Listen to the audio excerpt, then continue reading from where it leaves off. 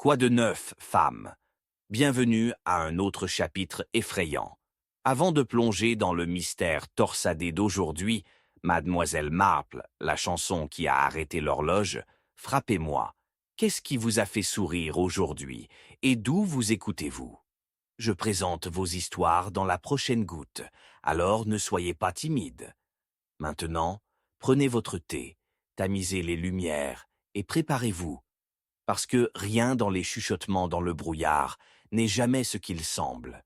Chapitre: Une mélodie dans l'ombre. La nuit était froide et humide, enveloppée dans l'obscurité en velours, alors qu'un faible brouillard se glissait sur les voies étroites de St. Mary Mead.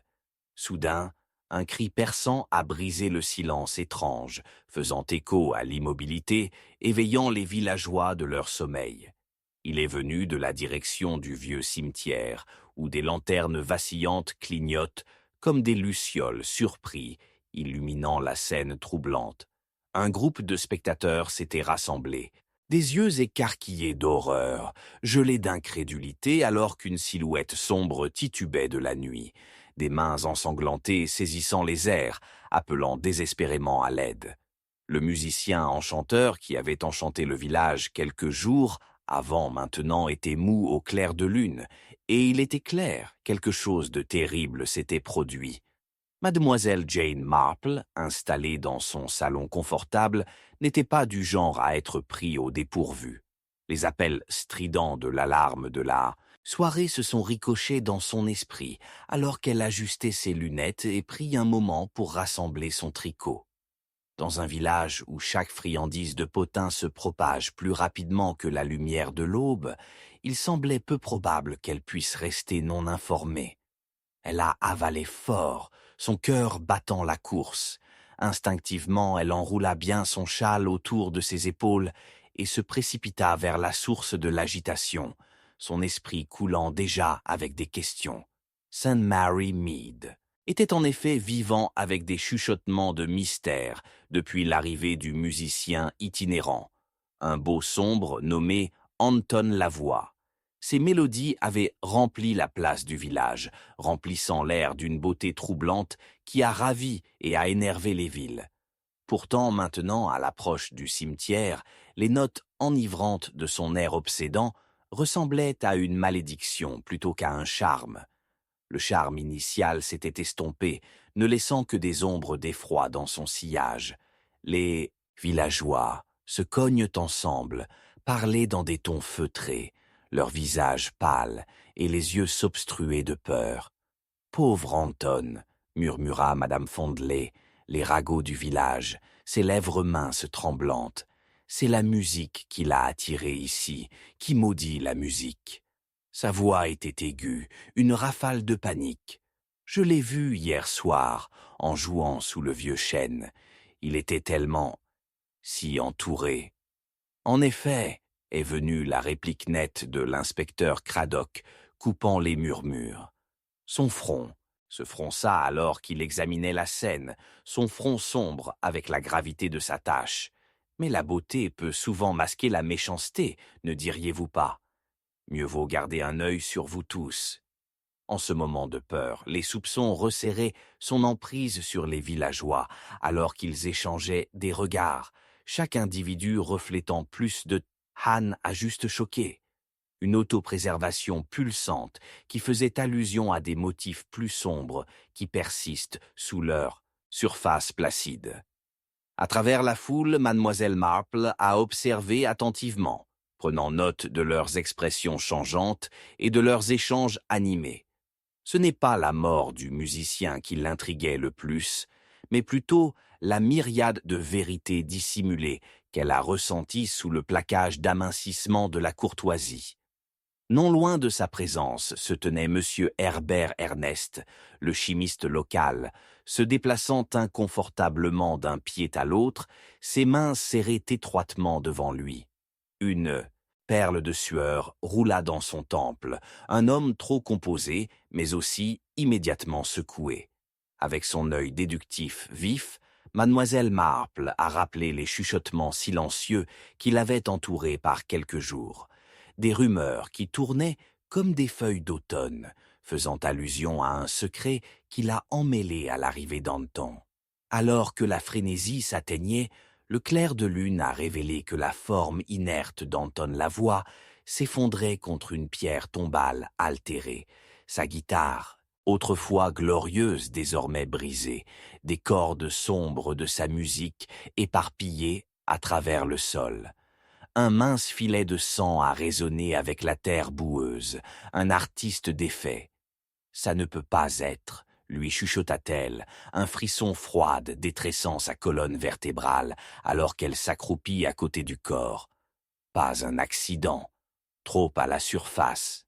Lady Marple? La voix de l'inspecteur Craddock crépitait avec une urgence qui a brisé sa rêverie, ses sourcils levés en attente. Vous avez sûrement entendu parler des liens du pianiste, les lettres qu'il a échangées avec la nièce du cher colonel Barrow. Quelque chose se sent particulièrement à propos de cette tragédie. Ah, maintenant c'était l'offre indubitable d'intrigues enveloppées de jalousie.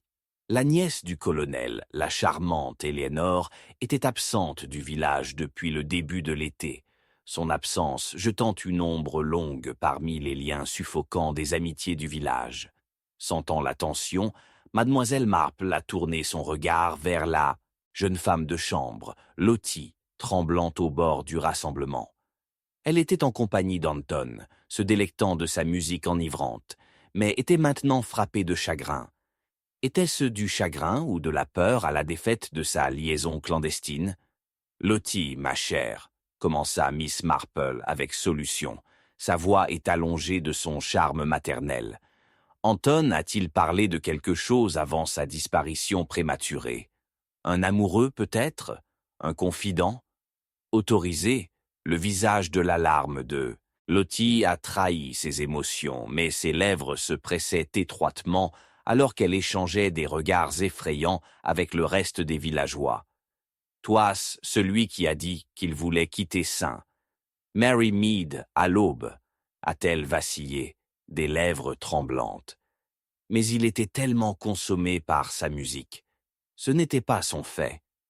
Avant que Lottie ne puisse terminer, une clameur soudaine résonne du bord du cimetière. Une silhouette vêtue de vêtements sombres a émergé, se précipitant à travers la brume des mains et des halètements, glissant aussi rapidement qu'il était venu. Mademoiselle Marple a senti son cœur se contracter. Qui était-ce?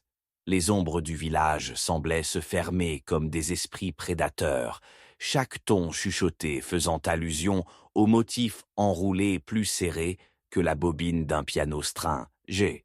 Arrête !» cria-t-elle, sa voix coupant dans le chaos, mais il était trop tard. La figure a fondu dans l'obscurité, ne laissant qu'une trace de suspicion et de connexion non amarrée. Alors que la foule commençait à se disperser dans un bavardage frénétique, l'esprit de mademoiselle Marple a tourné avec des possibilités. Chaque villageois, un auteur potentiel, leurs sourires éraffiés de venin, inspirant une tapisserie complexe tissée de jalousie, d'amour et de secrets. Alors qu'elle se tourna à nouveau vers le corps, quelque chose dans le coin de son œil a attiré son attention. Une minuscule note froissée visible sous la paume de la main d'Anton, jetant à peine un coup d'œil. S'approchant avec enthousiasme, elle a tendu avec hésitation à la récupérer. Son cœur battait la course en lisant les mots griffus. L'horloge a frappé minuit, le temps se sentait suspendu et elle a serré la note fermement. Anton avait prévu de révéler quelque chose de dangereux, sa mélodie obsédante masquant peut-être une folie plus profonde, mais inconnue. Mais les émotions tourbillonnantes des villageois se mêlaient aux vents effrayants, et dans ce moment pénible, la terreur s'est enveloppée autour d'elle, comme la nuit en velours. Avec les ombres qui épaississent et le danger se préparant sous la surface placide de la vie du village, mademoiselle Marple a connu une chose avec certitude. La mélodie venait de commencer. Chapitre 2. Un grave silence. La pluie torrentielle se lançait aux fenêtres de Ashdown Manor, un château sombre qui se profile contre un ciel en colère, chaque éclair illuminant ses coins sombres comme un sinistre flash. À l'intérieur, l'air était épais de tension. Un seul cri avait brisé l'atmosphère dans le salon quelques instants plus tôt, sa netteté perçant le silence lourd. Au centre de la pièce, où les tapis en peluche et cramoisis se tenaient trempés avec les échos d'un passé frénétique, une silhouette tremblante se tenait au-dessus du piano à queue, un instrument exquis qui, jusqu'à des moments, avait été la fierté de l'héritage artistique d'Anton Lavoie. Maintenant, c'était un signe avant-coureur de la tragédie. Mademoiselle Marple entra doucement dans l'espace opulent mais excessivement calme, ses sens aigus tirés par l'odeur du bois humide et une touche de quelque chose acride s'attardant dans l'air rassis. Elle jeta un coup d'œil à un visage pâle et secoué à un autre, son regard rencontrant finalement celui de Lady Barrow, la matriarche du domaine, ses mains serrant les côtés de son fauteuil, comme s'il s'agissait d'une bouée de sauvetage dans une mer temporelle. Le choc gravé sur son visage était tangible, un masque d'incrédulité superposé sur une façade bien conçue. C'était tellement soudain, haleta-t-elle, sa voix s'élevant à peine au-dessus d'un murmure. Il jouait juste, Juif jouait. Le domaine tentaculaire était devenu une ruche de chuchotements, ses couloirs, autrefois grands maintenant, remplis d'une peur palpable, une tension qui s'est recroquevillée autour des procédures comme des vrilles de brume. Il y a moins d'une semaine, le village avait adopté le retour d'Anton, l'appelant le sien, mais maintenant l'air était épais de secrets et de promesses non tenues. Lady Barrow, mademoiselle Marple, a parlé avec le ton doux et amoureuse qui avait réprimandé beaucoup d'enfants volontaires. Je comprends que la musique peut évoquer des émotions fortes, mais vous devez sûrement en savoir plus. Elle l'a engagé dans un contact visuel direct, son esprit courant sous la surface calme, comme les eaux d'une mer turbulente sous un rivage placide. Je ne sais pas ce que tu veux dire, balbutia Lady Barrow, ses yeux se précipitant vers la porte, comme si la liberté gisait juste au-delà. Le regard pénétrant de mademoiselle Marple n'a pas hésité. La musique d'Anton n'a-t-elle pas suscité de sentiments de rivalité, peut-être, parmi les invités? Mademoiselle Marple a pressé en regardant des scintilleurs de vérité reflétés dans le comportement anxieux de Lady Barrow. Pendant un instant, la dame vacilla, la façade craquant alors qu'elle hochait légèrement la tête, son front profondément saillant. Il y avait ceux qui ne pouvaient pas le respecter, la façon dont il a captivé tout le monde. Mais je pensais que c'était inoffensif. Mademoiselle Marple a noté le léger tremblement qui tremblait à travers le cadre de Lady Barrow et la façon dont ses lèvres se sont tendues fermement, comme s'il supprimait une confession qui menaçait de s'échapper. Ah, pensée inoffensive peut souvent être trompeuse. La façon dont les paroles de la matriarche sont suspendues dans les airs, dégoulinant de peurs non dites, a placé Miss Marple dans la complexité des relations ici, chacun du fil tissé plus fort que le précédent.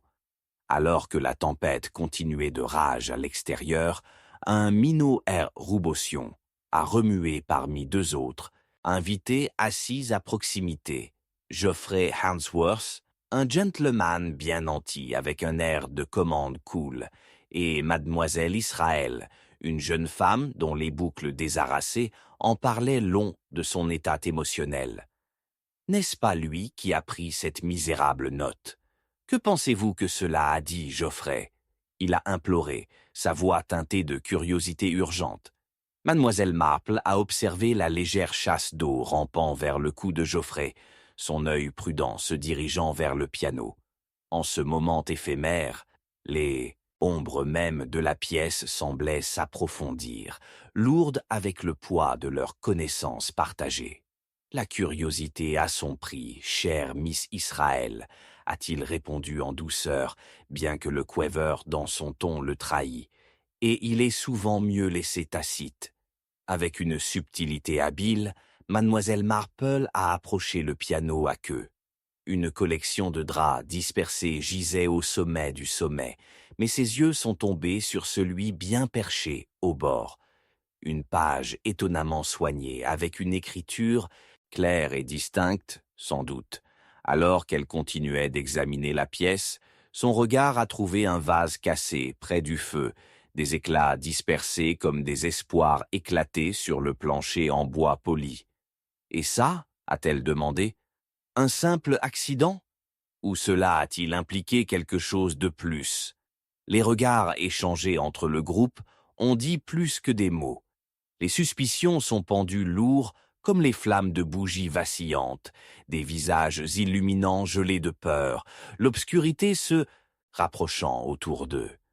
Des secrets ont griffé son intuition, se bousculant pour être révélés presque désespérément, et mademoiselle Marple a senti son pouls s'accélérer alors qu'elle cherchait la vérité. « Je peux vous assurer que ce n'était pas notre fait », a insisté Geoffrey, l'air de commandement peu disposé à céder. « Et c'est inconvenant de votre part, mademoiselle Marple, pour soulever plus loin ce que vous ne pouvez pas comprendre. » Pourtant, alors qu'il détournait son regard, elle a noté ses paumes en sueur, frottant doucement contre sa cuisse, un petit détail qui l'attira brusquement à la gravité de sa tromperie.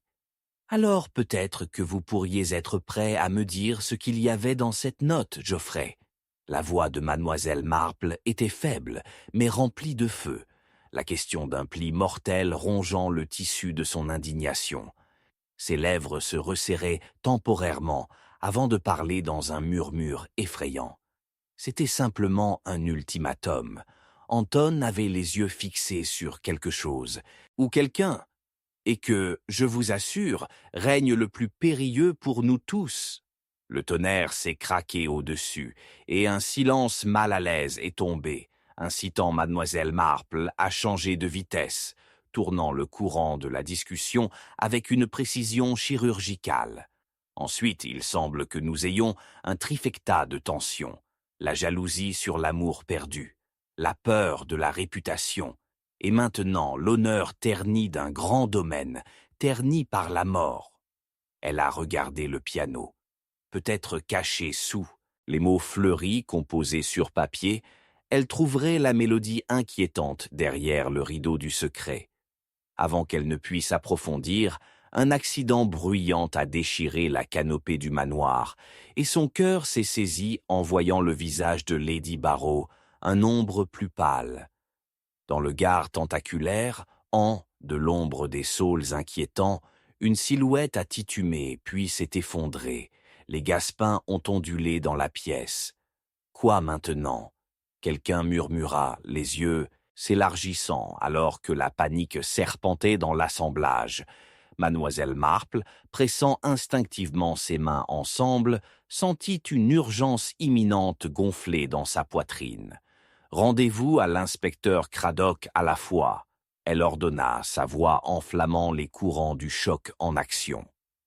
Mais alors que le groupe tourbillonnait vers la sortie, toutes les têtes se tournaient juste à temps pour voir la figure se lever, trempée et sauvage, tenant quelque chose en l'air, quelque chose de petit, brillant et sinistre. En un instant, l'air s'est épaissi avec une anticipation terrible, la peur palpable. La silhouette s'est rapprochée et alors que Miss Marple a fait un pas en avant prudent, elle a esquivé dans l'obscurité, la promesse de révélation se déplaçant au-delà du seuil de santé mentale. Ici pose la moelle de leur péril, une spirale sans profondeur cachée sous une surface polie.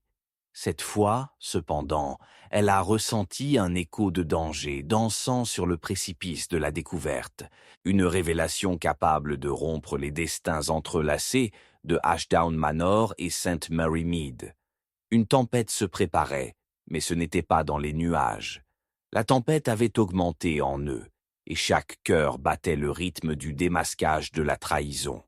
Alors que mademoiselle Marple s'accrochait au reste de clarté, son esprit se précipita à nouveau avec une révélation invisible qui mijote juste hors de portée.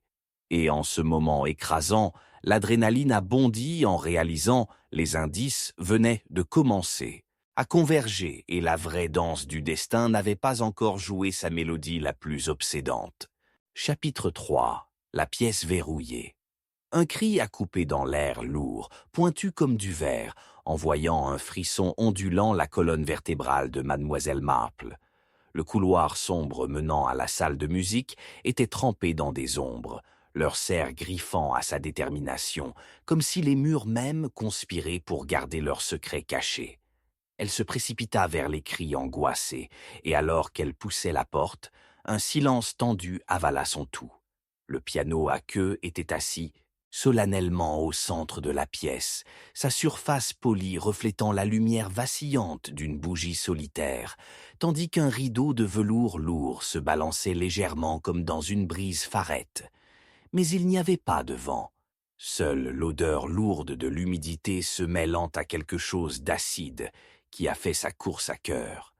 Geoffrey Hansworth se tenait rigide près de la porte, son visage pâle sous la faible lumière de la pièce, tordu avec un mélange d'horreur et d'incrédulité. « Ça ne peut pas être. Nous l'avons verrouillé, balbutia-t-il, pointant vers la porte, qui était en effet fermement verrouillée de l'intérieur. Alors que Miss Marple se tourna vers son âge dans la pièce, le sentiment de pressentiment s'intensifiait. Le corps d'Anton Lavoie était étendu sur le magnifique tapis, sans vie, un instantané de destin imminent, inscrit pour toujours contre le tissu luxuriant. La porte était verrouillée, murmura-t-elle, les yeux se rétrécissant alors qu'elle scannait les murs, finement ornés mais apparemment étouffés par des secrets. Et pourtant, la salle de musique tient son propre mystère sombre. Vous avez été témoin de ce qui s'est passé, Geoffrey. Bien sûr que non. Moi, aucun d'entre nous n'a rien vu. Sa voix se leva en panique. Chaque syllabe était allongée de peur palpable. Les autres ont encombré le seuil, des visages tordus en masques de choc. Les yeux de Lady Barrow en parlaient long alors qu'elle s'accrochait à la porte de la porte, comme s'il s'agissait d'une bouée de sauvetage jetée dans des eaux turbulentes. Nous devons considérer, la porte a été barricadée par la suite, ou est-il possible que le meurtrier se soit échappé avant que la serrure ne soit engagée? Mademoiselle Marple a pressé, son esprit tournant avec les implications de la porte verrouillée. Rapidement, elle s'est approchée du piano à queue, son artisanat exquis gâché par le chaos environnant. Elle a remarqué un changement particulier de ton parmi les invités rassemblés. Alors que les doigts se contractaient inconsciemment et que les respirations étaient tenues trop étroitement. « C'est absurde! Personne ne pourrait partir inaperçu !» Mademoiselle Israël s'est exclamée, sa voix un tremblement d'incrédulité. Avec des doigts habiles, Mademoiselle Marple a commencé à examiner la serrure elle-même avec des soins méticuleux. Le mécanisme brillait sous la lueur aux chandelles, et elle roula de la lèvre inférieure pensivement. Et pourtant, le design même de cette pièce cache un défaut particulier. Elle se tourna vers Geoffrey, remarquant comment il a habituellement lissé son gilet, une habitude nerveuse inhabituelle. « Et ces fenêtres ?»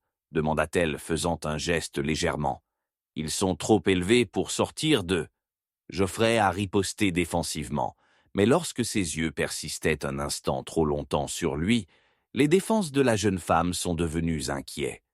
« Vérifions donc, » a-t-elle insisté, se déplaçant vers les rideaux de balayage. Le tissu lourd, lui, chuchota presque à l'oreille alors qu'elle le balayait, mis à part, révélant un ensemble de vitres délicatement encadrées, leurs verres épais et intacts par des perturbations. « Voir !» s'exclama Geoffrey, une main levée dans un licenciement triomphal, mais l'expression de Mademoiselle Marple s'est aiguisée. Elle tourna son regard vers lui, son esprit tourbillonnant, traitant les peurs tacites qui déclenchent dans les airs. « Non, Geoffrey, il y a quelque chose. » Elle se pencha plus près, se penchant pour inspecter une minuscule tache près du rebord de la fenêtre. « Une séquence de poussière de charbon, » songea-t-elle à haute voix. « Une marque curieuse, tu ne penses pas ?» Dans le scintillement de l'éclairage, elle se tourna vers la pièce. évaluant les réactions autour d'elle.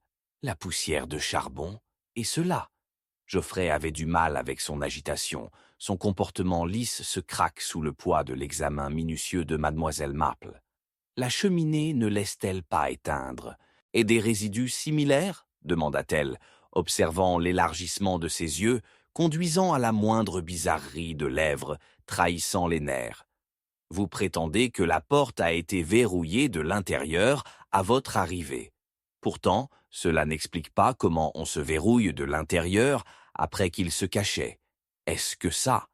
Mademoiselle Israël, qui avait été peinte en arrière-plan de leur dialogue, a soudainement lâché. Anton avait de nombreux ennemis.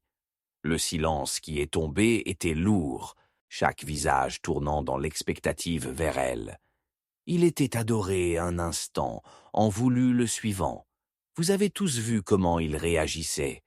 Zraigne a-t-elle pincé les bords de son châle plus serrés, comme pour éloigner les murmures appuyant plus près. Ennemi? Lady Barrow raisonna tranquillement, serrant toujours le cadre de la porte. Mais tout semblait inoffensif. Ah, inoffensif.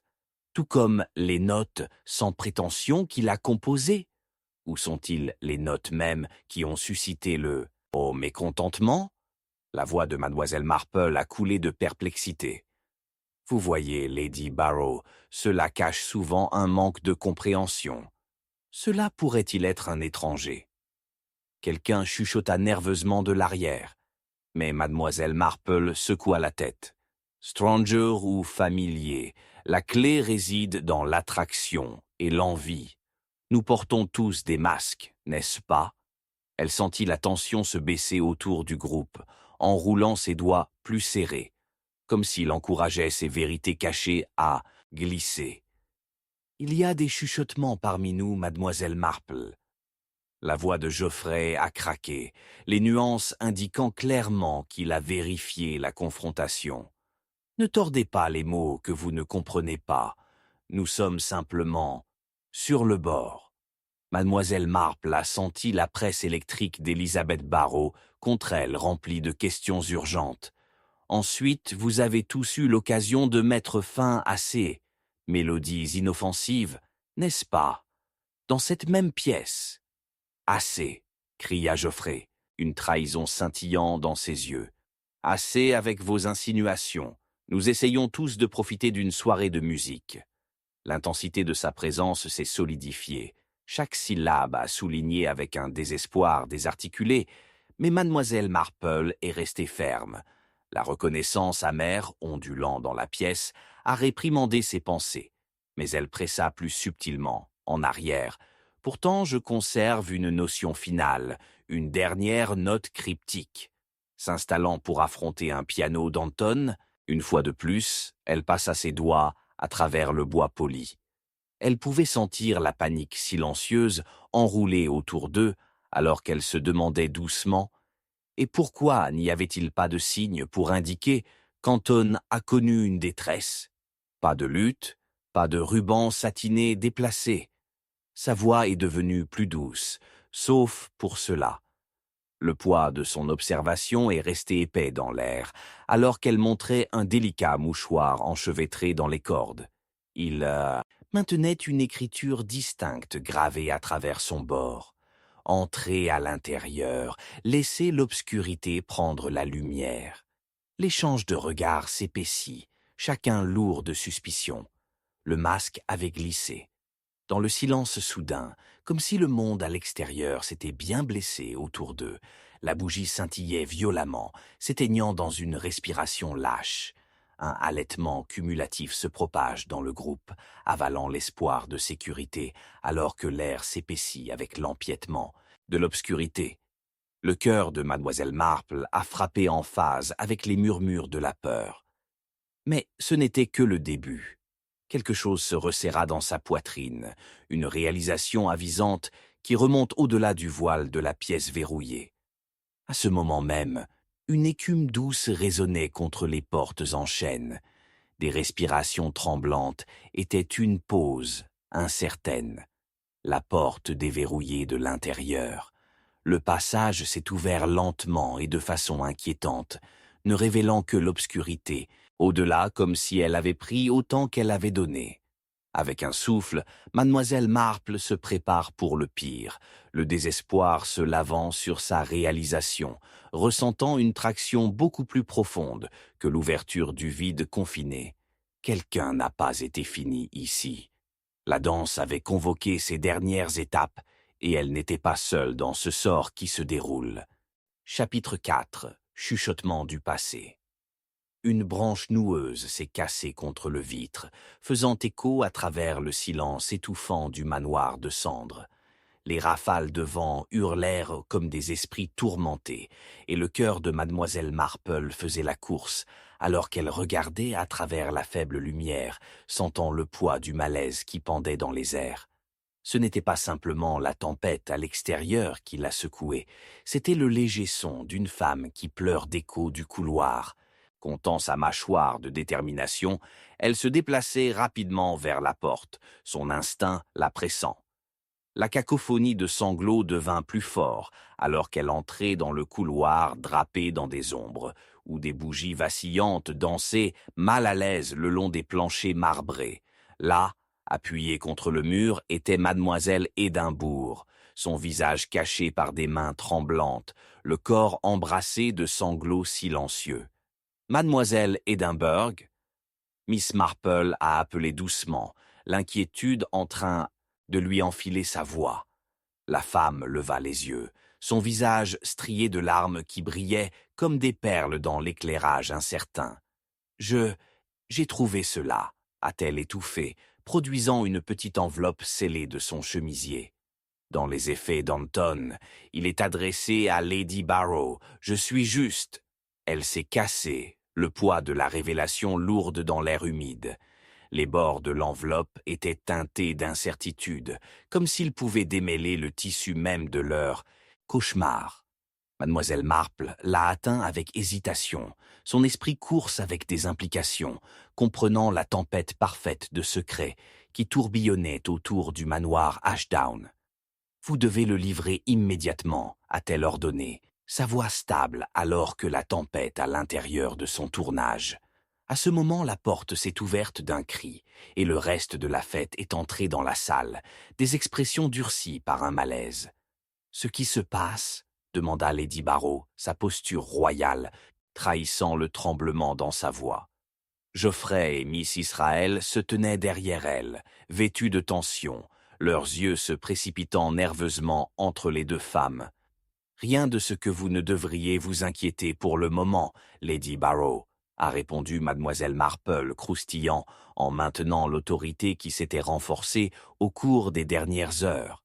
Mais le pouls de son cœur s'accéléra alors qu'elle regardait à nouveau l'enveloppe, l'encre sombre calligraphée avec élégance sur le front. « À mon amie bien-aimée, Élisabeth, il vaut peut-être mieux que nous prenions ça. » Elle a fait signe à l'enveloppe, mais Lady Barrow a brusquement coupé. « Laisse-moi le voir. » Elle tendit la main, arrachant la lettre avec un air d'urgence qui a jeté le rassemblement dans le désarroi. Anton l'a-t-il écrit avant lui? Sa voix vacilla dans un silence étouffé. « Avant lui, quoi ?» Geoffrey pressa, se rapprochant. Son regard se détache entre eux comme s'il était témoin d'un jeu tissé avec des motifs emmêlés. Vous pensez qu'il avait l'intention de tenir cela au-dessus de votre tête, Lady Barrow? Mademoiselle Marple a ressenti le frisson de l'intoxication qui est venu avec des secrets enterrés, un courant énergique qui exigeait une résolution. Ne perdons pas notre sang-froid là où nous ne pouvons pas nous le permettre. Ces théâtres ne servent à rien. Elle se pencha plus près, les yeux plissés. Maintenant, Lady Barrow, dis-moi, quand était la dernière fois que tu as vu Anton? Qu'est-ce que cela compte? Lady Barrow a riposté, son comportement claquant tendu. Vous cherchez à découvrir des problèmes qui se sont produits bien avant ma connaissance avec Anton. C'est simplement une lettre sur rien. Je refuse d'être défilé comme un imbécile. Sa rigidité maintenait l'air épais d'accusation, et à ce moment-là, la pièce retenait son souffle. Pourtant, cela pourrait tenir la clé pour comprendre son sort, a expliqué mademoiselle Marple, la voix basse et mesurée. Chaque détail de cette maison parle de vieilles rancunes, enterrées profondément en attendant qu'une tempête les abattre. Dites-nous s'il y a quelque chose que vous nous retirez. Apparemment décontenancée, Lady Barrow hésita. Les lèvres se sont tendues, fermement. La volonté. Anton m'en avait parlé, mais je pensais que ce n'était que des absurdités, des réflexions d'un homme portant un fardeau, mais ne portant aucun poids. Un éclair d'horreur a croisé ses traits, une réalisation qui se reproduit sur elle. Il ne l'a jamais mentionné au reste d'entre vous. Le ton de mademoiselle Marple a tenu le froid de la clarté naissante. Les femmes échangées ont été remplies d'incertitude, alors que mademoiselle Marple a rassemblé les pensées chaotiques tourbillonnant dans son esprit. Était-il possible qu'Anton ait l'intention de défier les arrangements persistants parmi vous? Arrangements? Geoffrey se moqua, mais le tremblement dans ses mains trahissa sa bravade. Vous pensez qu'Anton nous cacherait un testament? Sauf que peut-être que vous n'avez pas tous compris vos positions. Le regard de mademoiselle Marple a disséqué l'assemblée, attrapant chaque nerf négociant. Tout dans la pièce se sentait en sourdine. Les chuchotements bourdonnaient sous la surface, intangibles et électriques. Après tout, là où il y a des amis et des émotions volatiles, il y a le potentiel de catastrophe. Un lourd silence remplit à nouveau l'air, seulement brisé par le grondement lointain de tonnerre à l'extérieur. Ensuite, nous devons fouiller ses chambres.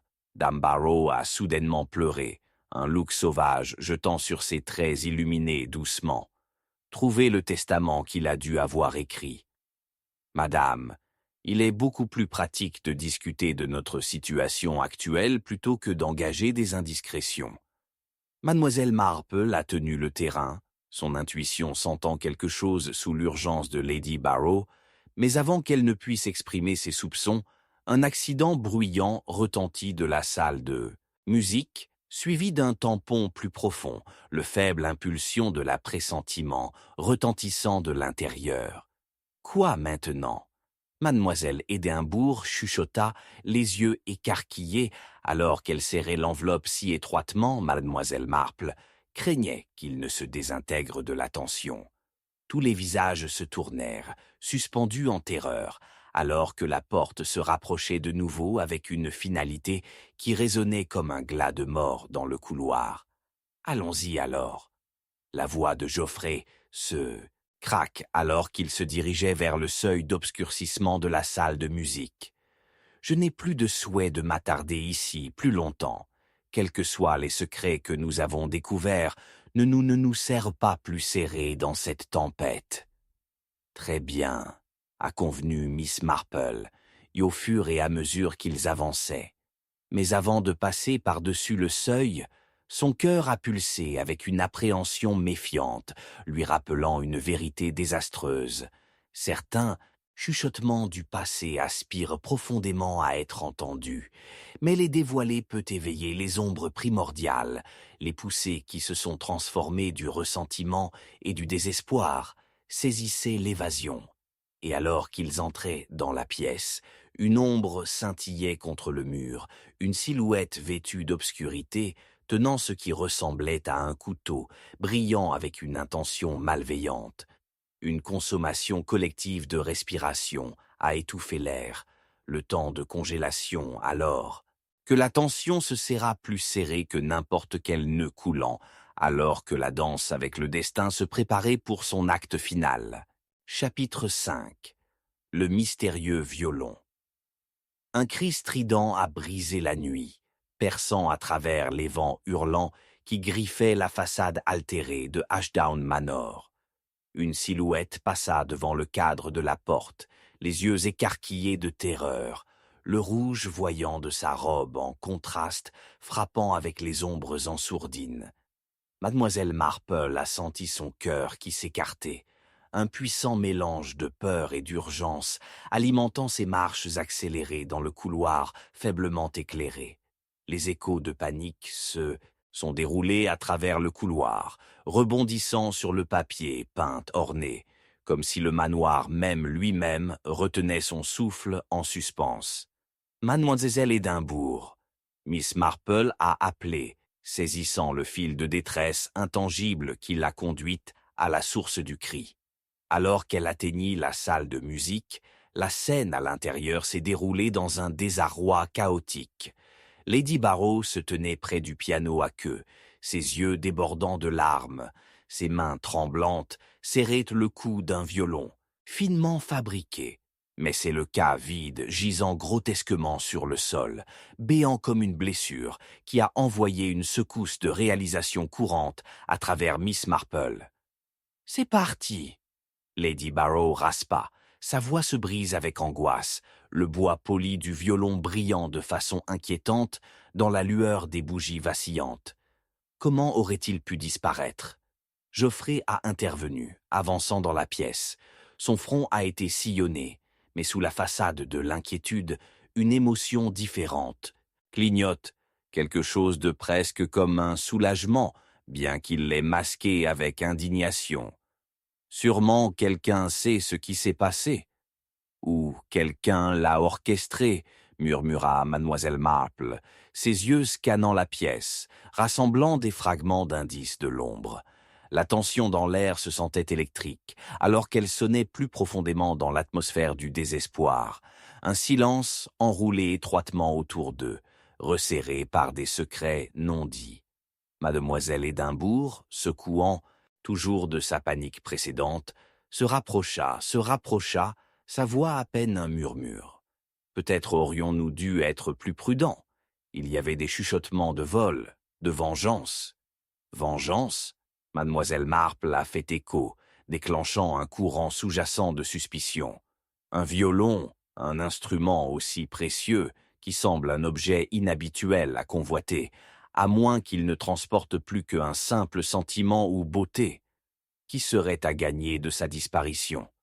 Un héritage précieux, sûrement, a sûrement déclaré Geoffrey, jetant un coup d'œil difficile à Lady Barrow, dont le sang-froid a commencé à s'effilocher aussi rapidement que ses soies somptueuses.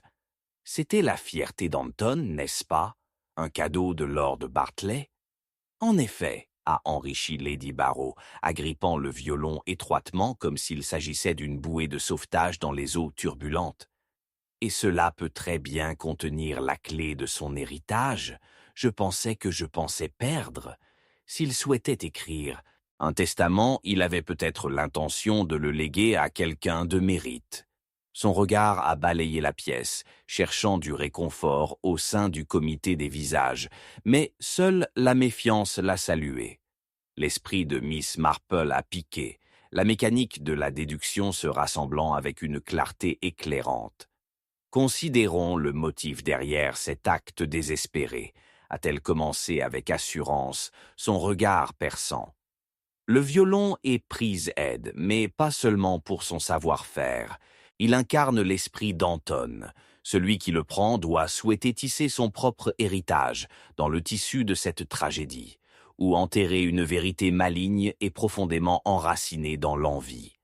Un silence troublant a suivi son affirmation, la tension dans la pièce s'élevant palpablement.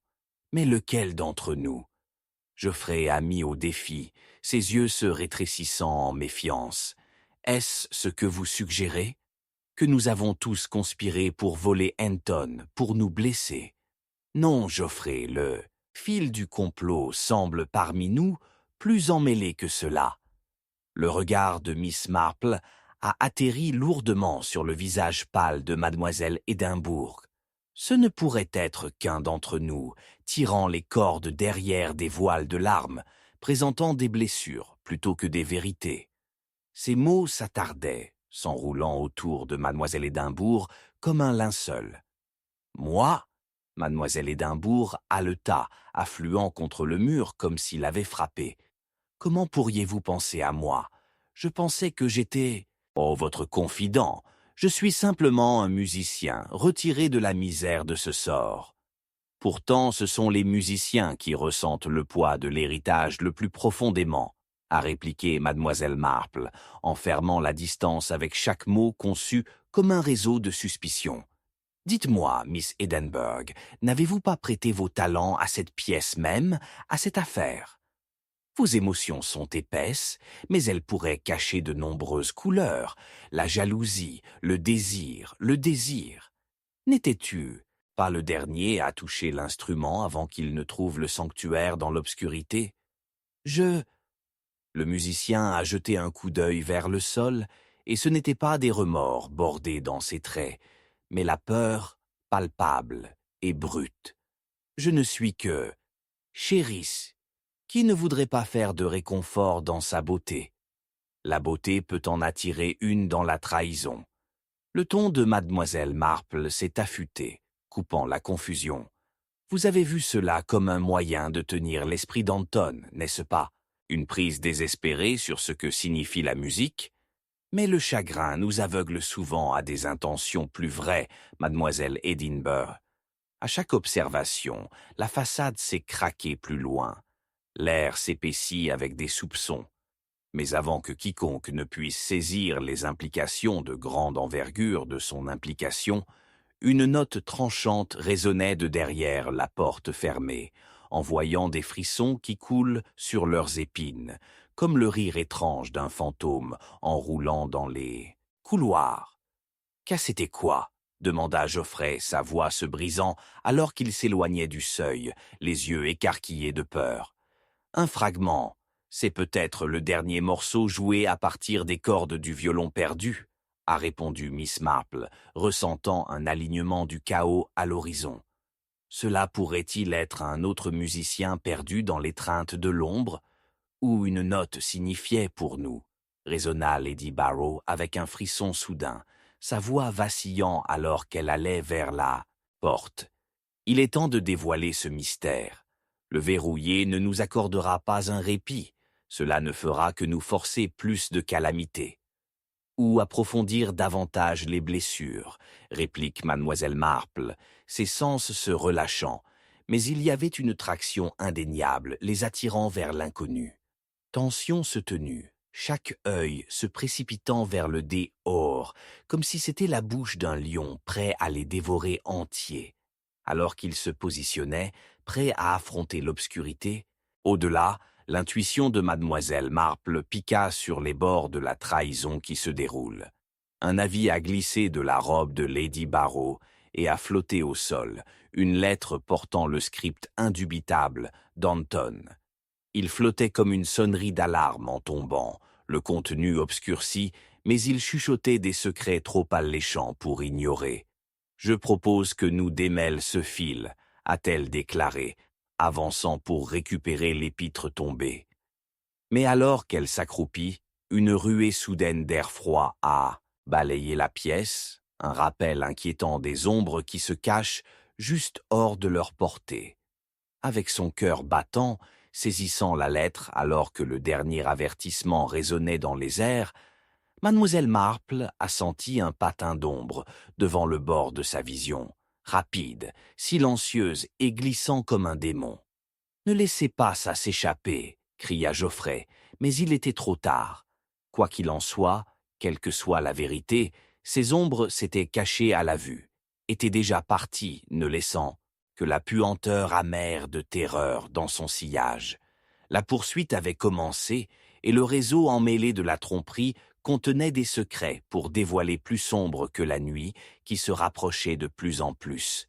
Mademoiselle Marple se leva, une lettre tremblante à sa portée, alors que l'horloge s'intéressait de façon inquiétante, marquant non seulement une heure, mais le temps jusqu'à ce que l'équilibre se précipite une fois de plus dans le chaos. Chapitre 6. Ombre de doute. Un cri perçant a brisé l'immobilité du manoir Ashdown, faisant écho à travers les couloirs comme une cloche fissurée pour les damnés. La tempête à l'extérieur avait atteint un terrain de fièvre, le tonnerre grondant comme une bête éveillée du sommeil, alors que Miss Marple tressaillit au son, son sang-froid menaçant de s'effondrer sous le poids de l'effroi. Il suffit de s'éloigner de la chambre de Lady Barrow, Une urgence la propulsait vers l'avant, alimentée par une intuition qu'elle pouvait à peine supprimer. Alors qu'elle tournait le coin, le flash soudain de pas en cours d'exécution a attiré son attention. Geoffrey, pâle et aux yeux sauvages, se hâtant de la salle de musique, terroriste gravé sur son visage. Mademoiselle Marple. Il haleta, s'arrêtant au milieu de la bande, sa voix épaisse de panique. C'est parti, toute la salle est en désarroi. Je pense que le violon a été pris. Avant qu'elle ne puisse répondre, le tumulte du tonnerre s'est transformé en un chuchotement inquiétant, enroulant à travers le manoir comme des vrilles sombres qui s'efforcent pour la lumière. Les ombres ont dansé de façon menaçante à travers les murs, devenant plus lourdes avec la trépidation qui les a tous enfermés. L'esprit de mademoiselle Marple a fait le tour de Miss, alors qu'elle se souvenait de l'emballage éphémère de cette silhouette ténébreuse, un voile sur les affaires clandestines qui s'était adopté comme une blessure non cachée au milieu d'eux.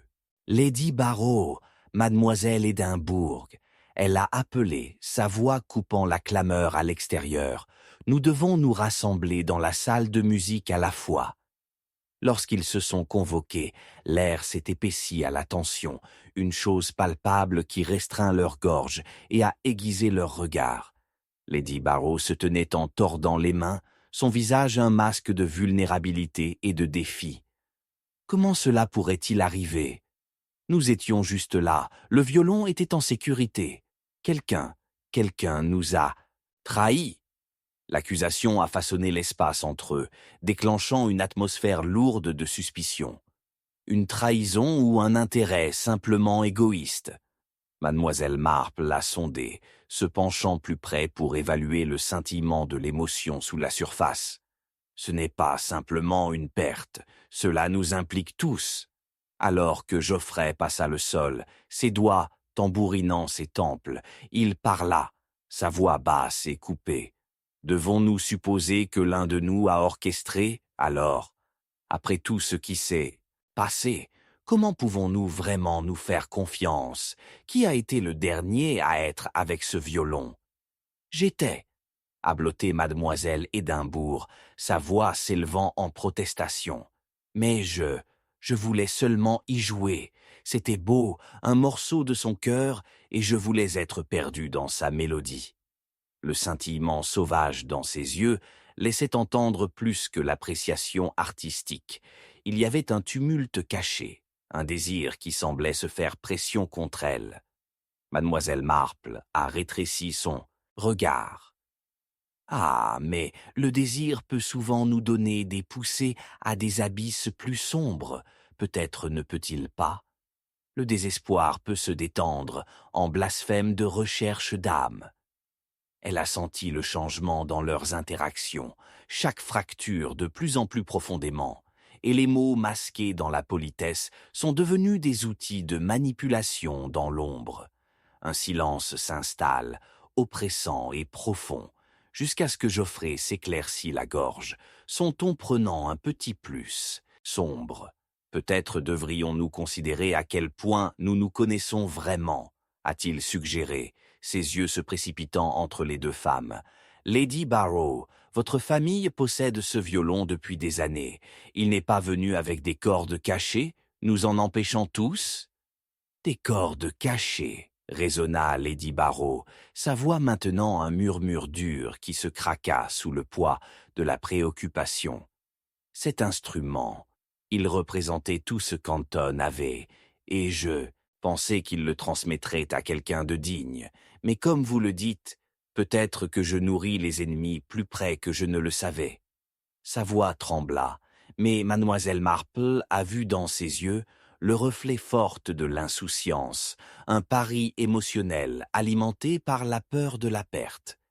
Quelqu'un qui pourrait bénéficier de la disparition d'Anton, ou du moins ses biens, a ajouté mademoiselle Marple doucement, alors que les pièces du puzzle osaient se déplacer dans son esprit, aurait pu le prendre. Dans sa poitrine, une envie s'est évanouie. Un autre fil se met en place au milieu de la brume. Mais pourquoi s'arrêter au vol? Mademoiselle Édimbourg se balança légèrement, son front à froid, chaque mot que Mademoiselle Marple a prononcé en creusant plus profondément dans sa conscience. « Que veux-tu dire ?» Elle pressa, sa voix vacillait sous le poids d'appréhension qui épaississait l'air. Avant que Mademoiselle Marple ne puisse clarifier, un accident soudain a éclaté de l'intérieur de la pièce, même qu'il venait de quitter. Une force invisible a éclaté dans l'obscurité, envoyant un frisson en cours de la colonne vertébrale de Mademoiselle Marple. « Quoi maintenant ?» Mademoiselle Edinburgh chuchota, appuyée contre le mur de la salle de musique, comme si l'ancrant pour stabiliser ses émotions en rotation. « Reste ici !» Geoffrey commanda brusquement, serrant ses poings. « Je vais enquêter. Il est temps que nous apprenions ce qui se cache vraiment dans ce cauchemar tonnerre. » Avec cela, il se dirigea vers la source de la perturbation, ses pas avalés par la salle trouble. Le cœur de Mademoiselle Marple a fait la course, alors que ses pensées entrelacent des possibilités inquiétantes. Et si le vrai danger n'était pas du tout le violon, mais les spectres des alliances et des rancunes enterrées se sont tournés vers le nez. Alors qu'elle faisait un pas en avant provisoire, elle a commencé à reconstituer les fragments ensemble, consommés par la connaissance que les ombres pouvaient masquer plus que de simples secrets. « Mademoiselle, Édimbourg !» se tourna-t-elle, sa voix tombant à un chuchotement conspirateur. « Pourquoi étiez-vous dans la salle de musique seule? Avez-vous eu une raison de souhaiter ce violon, au-delà de son talent artistique? Qu'est-ce que vous impliquez ?» Mademoiselle Édimbourg haleta, sa posture se raidissant défensivement. « J'ai chéri sa beauté. » Mais à quelle profondeur cette beauté entre-t-elle avec vos aspirations? Mademoiselle Marple la considérait régulièrement, perçant à travers les distractions des émotions. « Vous avez envie de connexion, n'est-ce pas? Mais était-ce juste la musique ou les pensées d'héritage vous faisant signe aussi ?»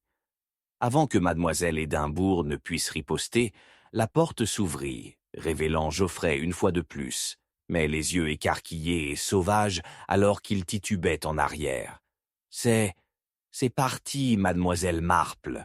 L'affaire entière était vide, et il y a une note laissée derrière, une autre lettre. » Pendant qu'il parlait, le regard de Mademoiselle Marple dart à sa main agitée, le glissement de papier se plissant à chaque tremblement. La note portait un gribouillage indubitable, une main familière qui est maintenant épelée un destin plutôt que la dévotion. « Laissez-moi voir cela », ordonna Mademoiselle Marple, serrant fermement ses perles, alors que son esprit courait pour digérer les ramifications. Mais le moment a été perturbé par un coup fort réverbérant à travers le manoir, un rappel étrange de tout enjeu. Les enjeux poussant à plus tard alors que les mains inconnues commençaient à tourner les vis d'intrigue encore plus serrées. Maintenant, alors qu'il se tenait en suspension entre la panique et la révélation, Mademoiselle Marple a senti que l'air se dresserait, la menace imminente. Des ombres se sont plus serrées contre les murs, empiétant sur eux comme des observateurs désireux de piéger les secrets cachés à l'intérieur. Et tandis qu'elle se rapprochait de Geoffrey, jetant un coup d'œil sur le papier, un froid serré dans sa colonne vertébrale, une subtile catastrophe se dressait, la rapprochant. « Nous ne sommes pas seuls », murmura-t-elle, le cœur battant, alors qu'une réalisation soudaine la saisissait. Le jeu était en cours, et les joueurs n'avaient pas encore révélé leurs véritables intentions, cette fois en riant la trahison avec quelque chose de plus sinistre. Le carillon de l'horloge résonna à nouveau, en se déplaçant le spectre de la terreur, alors que la révélation a volé le souffle de ses poumons. « Quelqu'un joue, un jeu dangereusement trompeur », a conclu Mademoiselle Marple, saisissant la lettre comme si elle brûlait.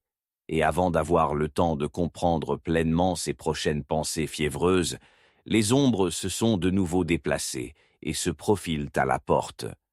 Une silhouette est entrée, envoyant la pièce en spirale dans le chaos. Chapitre 7. Au bord de l'apocalypse. Un flash aveuglant illuminait la pièce sombre juste avant qu'il y ait un accident retentissant, faisant écho comme un rythme cardiaque inquiétant contre les murs en pierre du manoir Ashdown. Un grondement profond de tonnerre rugit à l'extérieur, un violent rappel de la tempête qui les avait cachés avec appréhension, tandis que la silhouette se siltra maintenant dans l'embrasure de la porte, remplissait Miss Marple d'une crainte glacée. Des secondes tournaient comme une roue d'incertitude, alors qu'elle luttait pour distinguer les caractéristiques familières, son cœur battant avec l'adrénaline de nouveaux périls. Tout le monde reste en arrière. La voix de Geoffrey aboya, mais mademoiselle Marple a à peine enregistré son commandement sur le fusil sauvage dans ses oreilles. Ce n'est pas son alarme qui a saisi son attention, mais la terreur palpable dans les regards échangés parmi les autres. Chaque visage reflétait une image de préoccupation, déformée, transformée par les ombres qui se profilent, plus grandes lorsque la tempête faisait rage. La figure est entrée dans la faible lumière et un halètement inattendu a échappé aux lèvres de Miss Édimbourg, un son de reconnaissance qui se répercute dans l'air, épais et suffocant. Anton? Le nom a tremblé à travers la pièce comme un verre brisé, et l'esprit de Miss Marple a couru alors qu'elle se rappelait le violon portant le nom d'Anton, maintenant manquant et enveloppé de tromperie. « Anton !» Lady Barrow résonna, sa voix tremblant comme si elle était frappée par la révélation soudaine que quelque chose de beaucoup plus sombre se trouvait sous la surface de leur vie distinguée. « Mais nous vous avons pensé… » Je me suis dit mort. La voix d'Anton coupe brusquement, lassée d'un bord d'amertume qui a fait des frissons dans la colonne vertébrale de mademoiselle Marple. J'avais des raisons de disparaître, vous voyez, mais je ne m'attendais pas à trouver un tel chaos en mon absence. Il entra pleinement dans la lumière, un sourire cruel curling ses lèvres, révélant une apparence ébouriffée, les échos de leur histoire commune entrelaçant avec son mécontentement. « Pourquoi n'êtes-vous pas retourné plus tôt, Anton ?» demanda Geoffrey. Son ton était incrédule. « Après tout ce qui s'est passé, votre absence n'a fait qu'augmenter nos peurs. Nous avons tous été au bord du bord. Ne comprenez-vous pas? Peur. Vous parlez de peur. Vous n'avez aucune idée de ce qu'est la vraie peur, » craqua Anton, coupant la tension de rassemblement comme un couteau. Avec cela, l'air s'est épaissi à soupçon, tordant sa camaraderie antérieure en un réseau de méfiance effiloché. Mademoiselle Marple a senti l'impulsion de charge électrique dans la pièce, et elle a couru pour observer chaque scintillement d'émotion, chaque micro-expression vacillant dans le stroboscope de la tempête.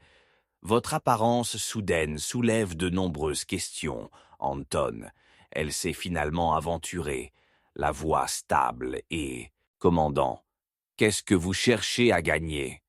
Connaissance ou vengeance pour les ombres du passé? Et qu'en est-il de cette note que vous avez laissée? Geoffrey intervient, la colère bouillonnant sous sa façade soigneusement cultivée. Dites-nous, a-t-il été conçu pour provoquer cette ruse? Une lueur de reconnaissance traversa le front d'Anton, s'obscurcit rapidement mais entièrement révélatrice. Ruse? À peine. Je suis revenu pour mon droit d'aînesse, a-t-il répondu, et mademoiselle, mais les instincts d'investigation d'Arple ont augmenté. Ce n'était pas un simple différend familial.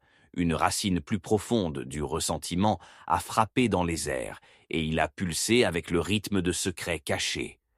Votre droit d'aînesse, est-ce comme ça que tu l'appelles? Mademoiselle Marple se pressa, ses yeux se rétrécissant alors que la tension devenait tendue. Peut-être que c'est simplement une apparence de trahir ceux que vous teniez une fois chers. Vous marchez dangereusement, près de l'hypocrisie, chère mademoiselle Marple, a déclaré Anton, sa voix devenant doucement en soi, bien que ses yeux furent flashés avec une obscurité qu'elle reconnaissait trop bien. Pour qu'est-ce que la confiance parmi les voleurs? Vous et vos délicieux amis êtes à peine des saints. Je ne crois pas que nous ayons besoin de rappel de nos propres péchés, n'est-ce pas? répondit mademoiselle Édimbourg, sa voix vacillant mais résolue. Ou d'un violon qui a fait l'objet d'une loyauté divisée? Ce que Anton n'avait pas prévu cependant étaient les lueurs de la vérité sur lesquelles l'esprit de Miss Marple a saisi. Ah, mais c'est là que réside l'essence de votre querelle, n'est-ce pas? Vous possédiez le violon, ou était-ce simplement une attache de liaison de vos vices? Elle s'arrêta, prenant le moment, regardant tout le monde se déplacer légèrement sous le poids de ses mots. Parce que je crois que nous ne parlons pas simplement de biens matériels, mais l'héritage qu'ils symbolisent. Le visage de Lady Barrow pâlit. Que veux-tu dire? Il a imploré, redoutant se glisser dans son ton comme un brouillard. Quel héritage?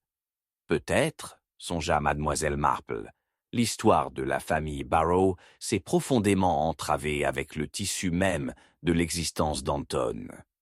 Anton s'éloignant tandis que les secrets s'éloignaient, seulement pour émerger lorsque la vérité est devenue une arme. Pendant qu'elle parlait, un silence est tombé sur le groupe, le hurlement de la tempête à l'extérieur audible au milieu de leur grande respiration.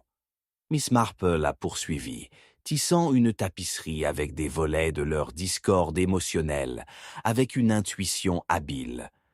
Le violon peut lier votre vie par le simple fait que le simple talent artistique, mais à travers un passé partagé imprégné de chagrin et de trahison. Presque instinctivement, la tension a grimpé, et mademoiselle Édimbourg a jeté un coup d'œil à Lady Barrow, dont l'expression a mélangé la peur et la résolution. « Il y a des choses dont nous n'avons pas parlé », a-t-elle commencé, pour être interrompue par un autre coup de tonnerre, les surprenant comme si les cieux avaient conspiré contre leur vérité. Soudain, un bruit pointu a perturbé le silence chargé. La porte derrière Anton s'ouvrit violemment, comme si elle était propulsée par une force invisible. Des ombres ont émergé une autre figure, un serviteur, au visage pâle et balbutiant, serrant quelque chose fermement contre sa poitrine. « Je suis vraiment désolé, madame. C'est l'héritage familial, la broche, ça a été volé. » Des halètements d'horreur ont rempli l'air, et l'esprit de Miss Marple a couru. La broche? Les ombres les ont enveloppés plus fort, maintenant. Les fils de destin entrelacent cette fois avec des secrets de famille oubliés qui menaçaient de démêler leur monde entier. « Qui l'a pris ?» demanda Anton. Les yeux se rétrécissant, soupçonne la frappe d'un serpent. Le cœur de Miss Marple a martelé contre ses côtes avec une urgence implacable. C'était le démêlage de leur façade soigneusement organisée. Si l'on avait volé la broche, pourrait-il y avoir plus de cachettes dans leurs peurs les plus sombres que de simples biens? Qui parmi vous porte non seulement regrette de l'histoire, mais peut-être que les ambitions sont tacites? Avec Lady Barrow et mademoiselle Édimbourg échangeant des regards tendus, l'air se sentait chargé de révélations imminentes. Mademoiselle Marple avait osé marcher où aucune ne le ferait. Et maintenant elle sentait non seulement des ombres, mais un désespoir imminent, raillerie, insidieuse et révélatrice. Alors que l'horloge frappait à nouveau avec un carillon assourdissant, il a marqué les secondes qui les démêleraient davantage ou apporteraient une résolution à un prix périlleux. Puis, alors que le vent en rafale hurlait à travers des fenêtres non réprimées, un son grinçant résonnait à l'arrière de la pièce, faisant tressaillir tout le monde. La vérité a persisté juste hors de portée et avec chaque pouls de la tempête, mademoiselle Marple s'est rendu compte qu'ils étaient à l'aube de la révélation ou un effondrement total. « Regardez !» cria soudainement mademoiselle Édimbourg, fixant les yeux écarquillés devant Anton. « Le miroir !» Alors qu'ils se tournaient à l'unisson, le souffle était attelé, des ombres dansaient dans le reflet. Le passé les faisant signe de plus près, leurs péchés se sont mis à nu devant eux. Mademoiselle Marple s'avança, déterminée à éclairer l'obscurité, mais les Reste d'un cri désespéré se cachait au bord de sa conscience, et puis tout est devenu noir. Chapitre 8. La nuit des confessions. La foudre craquait au-dessus, illuminant l'obscurité oppressive qui a enveloppé Ashdown Manor, une ligne déchiquetée divisant le ciel d'encre, comme si les cieux eux-mêmes étaient en guerre. La tempête à l'extérieur faisait rage et battant la pluie contre la pierre usagée, tandis qu'à l'intérieur, l'atmosphère a été reflétée par la tension enroulée dans les airs. Soudain, un cri a percé le grognement du tonnerre, tranchant et désespéré, suivi d'un bruit sourd. Quelque chose était tombé, une peur tacite maintenant, une présence tangible parmi celles réunies. Mademoiselle Marple se leva, essoufflée, tandis que ses sens se relâchaient, remués dans une conscience vigilante. La cacophonie de la pluie et du grondement semblait se dissoudre, laissant un silence effrayant qui se déposait lourd sur sa poitrine. « Nous devons, » commença-t-elle, mais sa voix vacilla tandis que Geoffrey trébucha en avant, les lignes de panique se dressant contre son visage pâle. « C'est Mademoiselle Édimbourg !» Son souffle est entré dans des halètements en lambeaux, et à ce moment du chaos, chaque œil se dirigea vers la figure, froissée dans le coin, la tête reposant contre le mur, comme si elle s'était prise dans un réseau de désespoir. « Non !» Lady Barrow haleta, se précipitant en avant, tandis que les yeux pointus d'Anton brillaient avec quelque chose de plus sombre, un soupçon d'opportunisme. Reculez.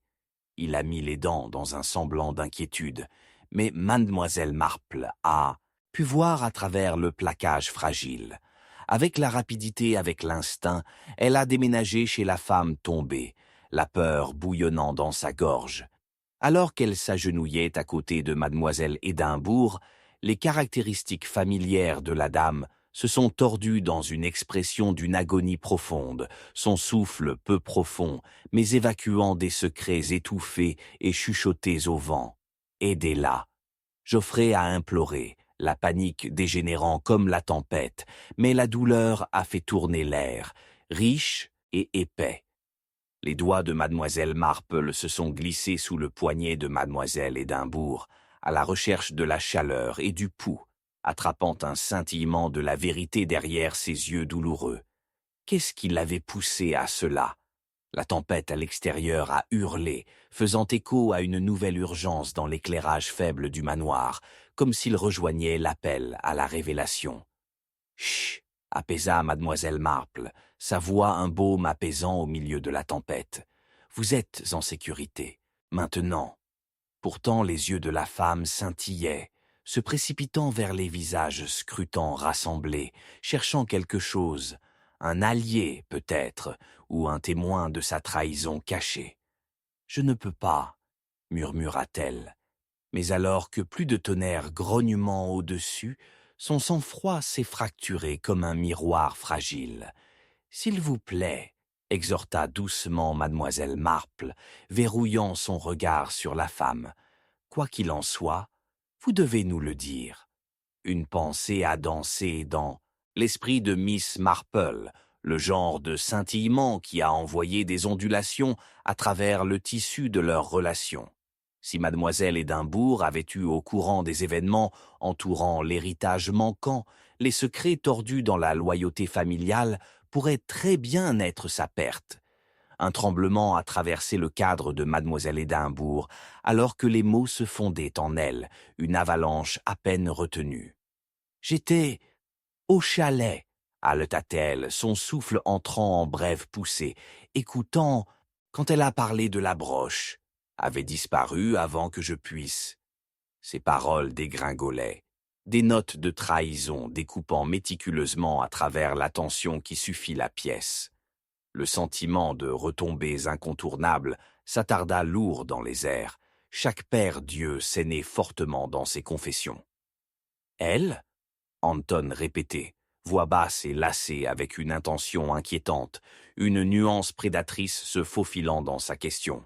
« Tu veux dire Lady Barrow ?» « Mademoiselle, Édimbourg tressaillit, l'horreur clignotant sur ses traits avant de serrer ses lèvres fermement, comme si elles scellant une voûte de confession. « Non, je ne le pensais pas. Je voulais dire les ombres, les chuchotements. » Les mots se sont répandus à la hâte, griffant fiévreusement contre la honte qui griffe sur les bords de sa résolution. Mademoiselle Marple se pencha plus près, intriguée par le choix des mots. Les ombres, en effet, des illusions qui pourraient confondre la vérité. Voulez-vous dire que vous avez entendu quelque chose d'important? Miss Marple da urgence en l'avenant son ton. Quelque chose qui pourrait attacher votre sort et le sort de cette famille à l'héritage manquant? La lèvre de mademoiselle Édimbourg a tremblé, son masque de bien s'effondrait dans une tapisserie d'émotions brutes. Ils ont dit que c'était censé être un cadeau pour assurer la sécurité, mais ils avaient l'intention de le donner à quelqu'un d'autre, pour trahir l'un de nous. Sa voix s'est brisée, fragile et tremblante alors que son sombre secret, dégageant comme une pierre enterrée depuis longtemps d'une falaise en ruine. Je n'ai jamais voulu dire à tout cela, à tordre et à tourner. Le violon, il contient trop de secrets. La musique est un leurre, et il protège simultanément. La pièce allait immobile, les respirations tenues. La tempête à travers la fenêtre a versé une lueur en sourdine sur chaque halètement, et comme tous les citoyens de leur vie entrelacée, ils portaient la gravité de ces mots plus lourds que les averses à l'extérieur. Chaque accusation s'attarda, résonnant contre les murs comme un fantôme revenant pour les hanter. Et vous ne pensiez rien à révéler cette information vitale plus tôt? Anton a mis au défi, la voix abordée d'amertume, mais mademoiselle Marple a noté sa position de lèvres serrées. Peu importe ses protestations, un scintillement de doute s'est enflammé en elle. Peut-être qu'il avait aussi des secrets non frappés, révélant des motifs qui s'étendaient plus loin qu'il ne le pouvait. J'avais peur. Mademoiselle Édimbourg a éclaté, son tempérament s'allumant même au milieu de sa vulnérabilité. Peur que cela m'emprisonne dans la discorde de votre famille. Vous me rejetez si facilement. Les tremblements sont revenus, pas seulement de la tempête, mais une tempête interne battant la façade fragile. C'est à ce moment-là, ses yeux se dressant entre chacun d'eux, que Miss Marple a trouvé la clarté en serpentant à travers le désarroi. Au milieu des divulgations, l'esprit de Miss Marple s'est affûté, chassant le réseau de tromperies. « Mademoiselle Édimbourg, commença-t-elle attentivement, vous nous avez attirés vers un point de conflit important ici. Si les ombres supportent le poids de la vérité, alors votre sort soudain indique que quelqu'un d'autre parmi nous avait un intérêt égal pour le garder caché. La jalousie peut être aussi dangereuse que la méchance, hipping au milieu de la tension. Mais votre lâcheté fait boucler tout ce que j'ai construit. Pourquoi ne pas le dire alors ? Claqua Anton, gardant à peine sa colère contenue. Tu penses moi le méchant ? Est-ce vraiment aussi simple, Lady Barrow ? Alors que la foudre illuminait la pièce une fois de plus, jetant des ombres cruelles qui se tortillaient, les visages en masques grotesques de suspicion, mademoiselle Marple se pencha plus près de mademoiselle Édimbourg. La trahison s'était-elle adoptée plus profondément que de simples objets ? Lequel d'entre eux a tenu le couteau, prêt à frapper? Elle ressentait des couches de désespoir tissées par la loyauté, et cela a fait la course d'esprit. « Il y a quelque chose que vous ne dites pas », a sondé mademoiselle Marple. « Quelle était votre cible prévue ?» Le regard de mademoiselle Édimbourg se tourna vers le miroir, reflétant maintenant plus que leurs apparitions. Il a jeté des ombres spectrales, des flashs de distinction et de chagrin pressés ensemble. Il n'a jamais été destiné à faire du mal, mais à dénicher. Sa voix traînait, alors que la porte s'ouvrait soudainement à nouveau, claquant contre le mur avec une force qui résonnait dans tout le manoir. Du seuil, une silhouette est apparue, trempée et lourde de tensions palpables. Les yeux du nouveau venu étaient larges et changeants, un animal sauvage acculé. « J'ai entendu, » souffla-t-il, la voix tremblante. « Il y a un complot, et c'est plus qu'une simple broche. » Des halètements résonnaient à travers la pièce, des respirations minces suspendues de terreur, alors qu'une vérité les a tous submergés. Ils se tenaient au bord, se rapprochant d'une révélation qui pourrait démêler leur existence même. Et dans ces moments d'anticipation électrisants, Mademoiselle Marple a ressenti une certitude effrayante autour de son âme. La nuit des confessions venait de commencer. Le fondement même de la confiance tremblait sous eux, et elle n'avait que des horreurs qui s'attardaient en marge de leur vie respective. Chapitre 9. Le jeu de tromperie. Un accident tonitruant a résonné à travers les profondeurs de Ashdown Manor, alors que Mademoiselle Marple se précipitait à droite de sa position accroupie à côté de Mademoiselle Edinburgh. Son cœur battait une course dans un rythme de harptation de vérité, pulsant contre une résonance inattendue, le bruit distinct de la vitre brillante se mêlant à la tempête à l'extérieur. Saisissant le moment, elle jeta un coup d'œil vers le couloir sombre, où les ombres se tordaient, menaçant d'avaler tout à leur portée.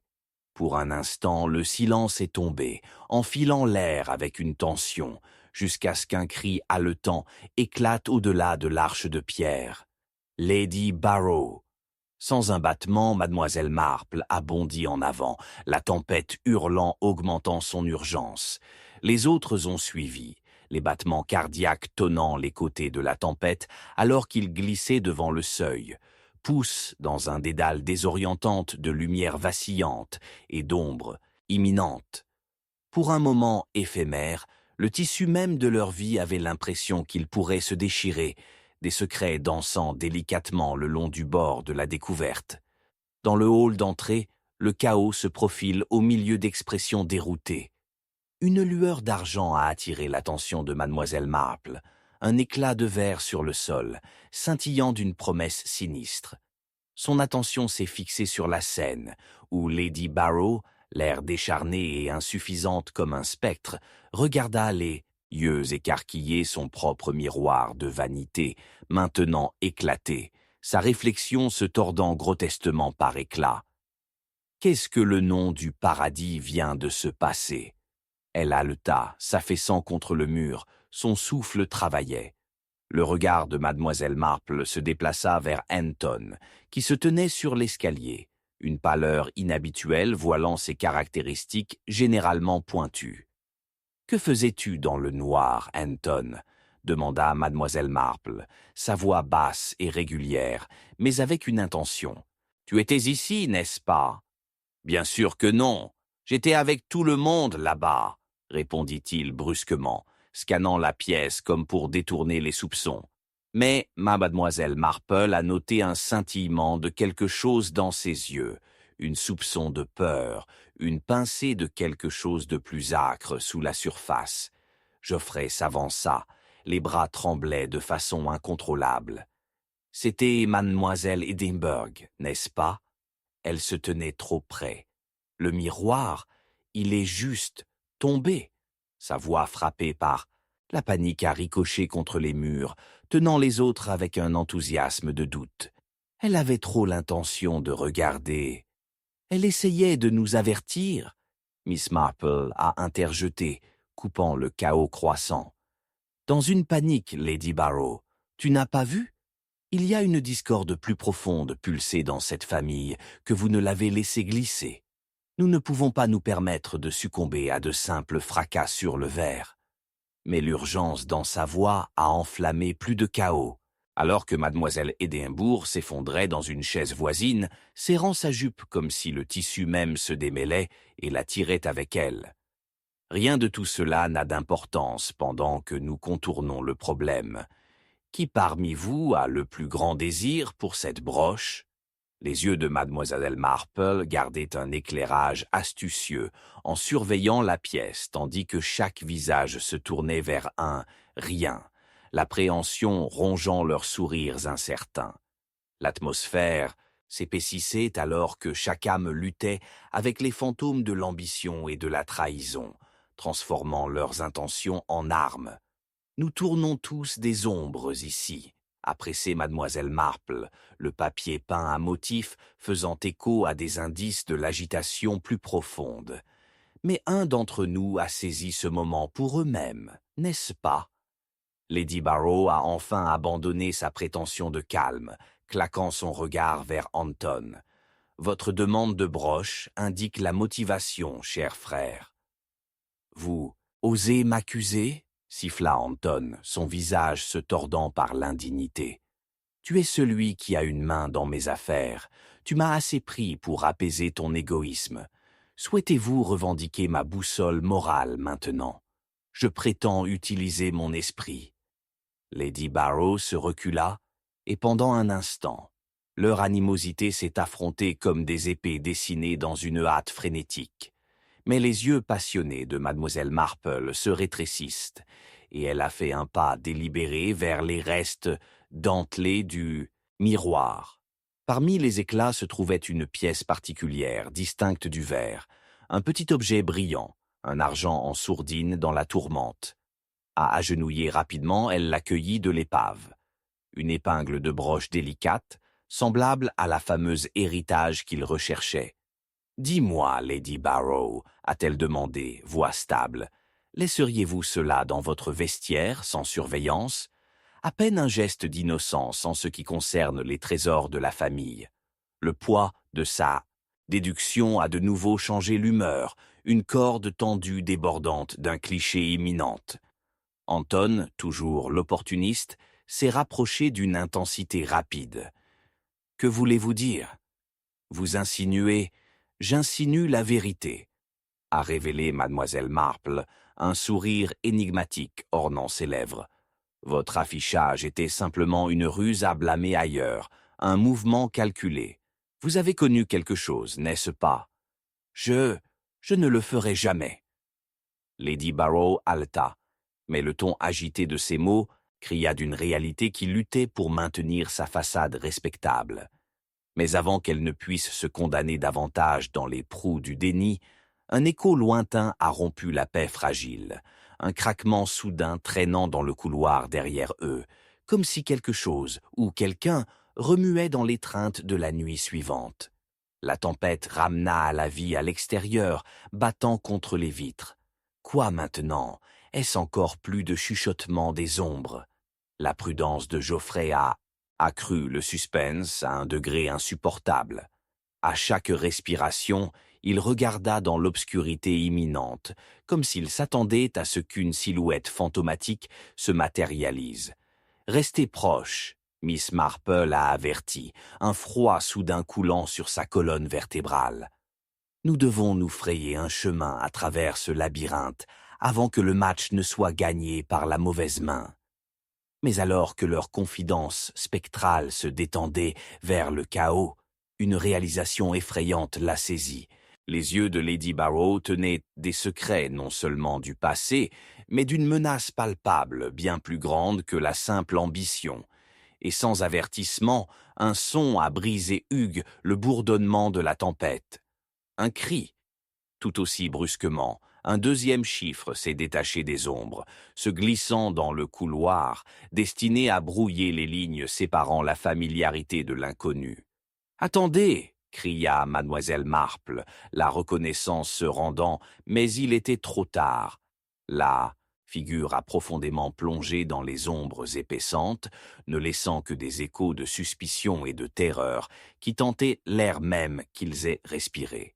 Alors que les conséquences de la calamité s'installaient aussi sombres que la tempête au-dessus, mademoiselle Marple s'est attardée au seuil, son cœur battant avec une crainte troublante. Le jeu de tromperie venait à peine de commencer, et elle se sentait prête sur le précipice de découvrir la clé de leur sort démêlant. Tout à coup, elle craignait, pour leur vie et pour la vérité effrayante qui semblait maintenant skitter juste au-delà de sa portée. Chapitre 10. Le piège est défini. Le manoir frissonna, non seulement de la tempête implacable à l'extérieur, mais d'un cri effrayant qui a ricoché à travers ses fondations, envoyant des brises glaciales de terreur à travers le cœur de ceux qui sont restés. Le souffle de mademoiselle Marple s'est pris dans sa gorge, tandis que les lumières scintillaient violemment, illuminant momentanément les visages de ses compagnons piégés, chacun gravé de peur et d'incertitude frénétique. Soudain, un accident a suivi, comme si les murs même s'effondraient sous le poids des secrets et des accusations, tirant fortement l'attention du groupe vers le couloir étroit à partir duquel les cris en écho étaient originaires. C'était quoi? Anton haleta, ses yeux reflétant la chandelle vacillante et une étincelle de panique. Les ombres qui ont dansé à travers les murs semblaient se moquer de leur situation, les enveloppant dans un manteau de paranoïa. « Restez proches », ordonna mademoiselle Marple, jetant un regard vif de chacun d'eux.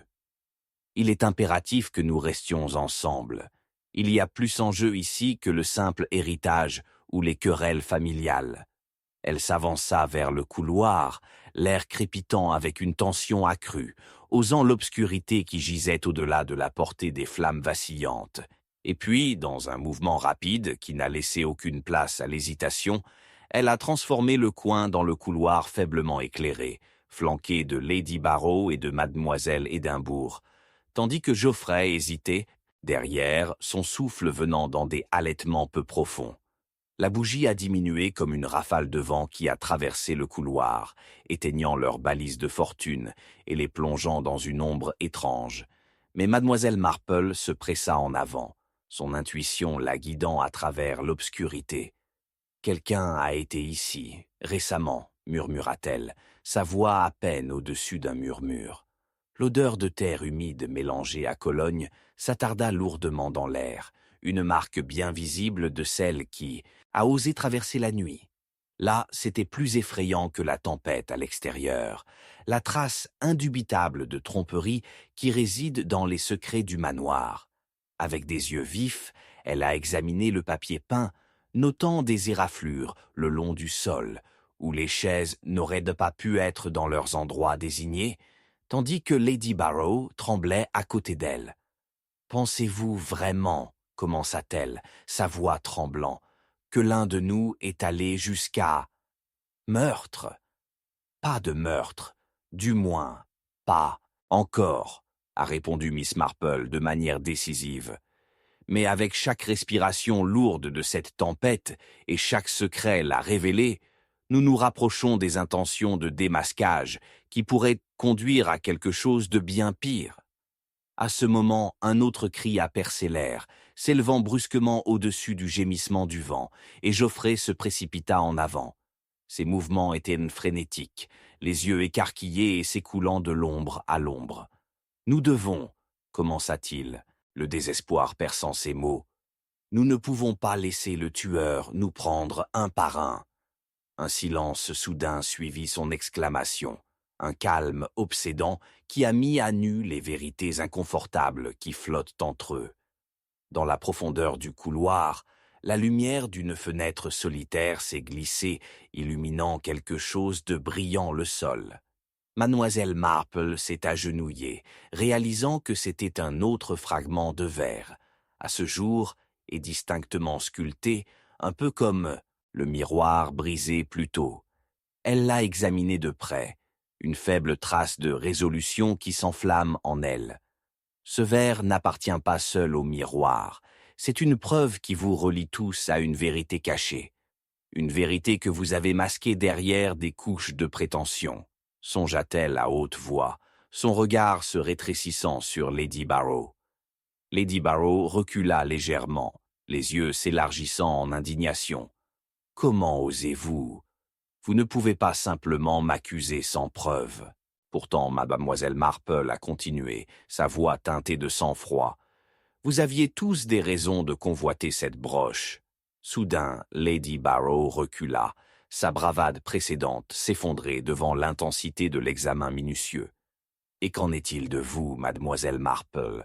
Et les histoires vous chuchotaient de vous errer comme un fantôme de l'ingérence. » seulement pour chercher la vérité et éclairer ses coins sombres, a déclaré Miss Marple fermement.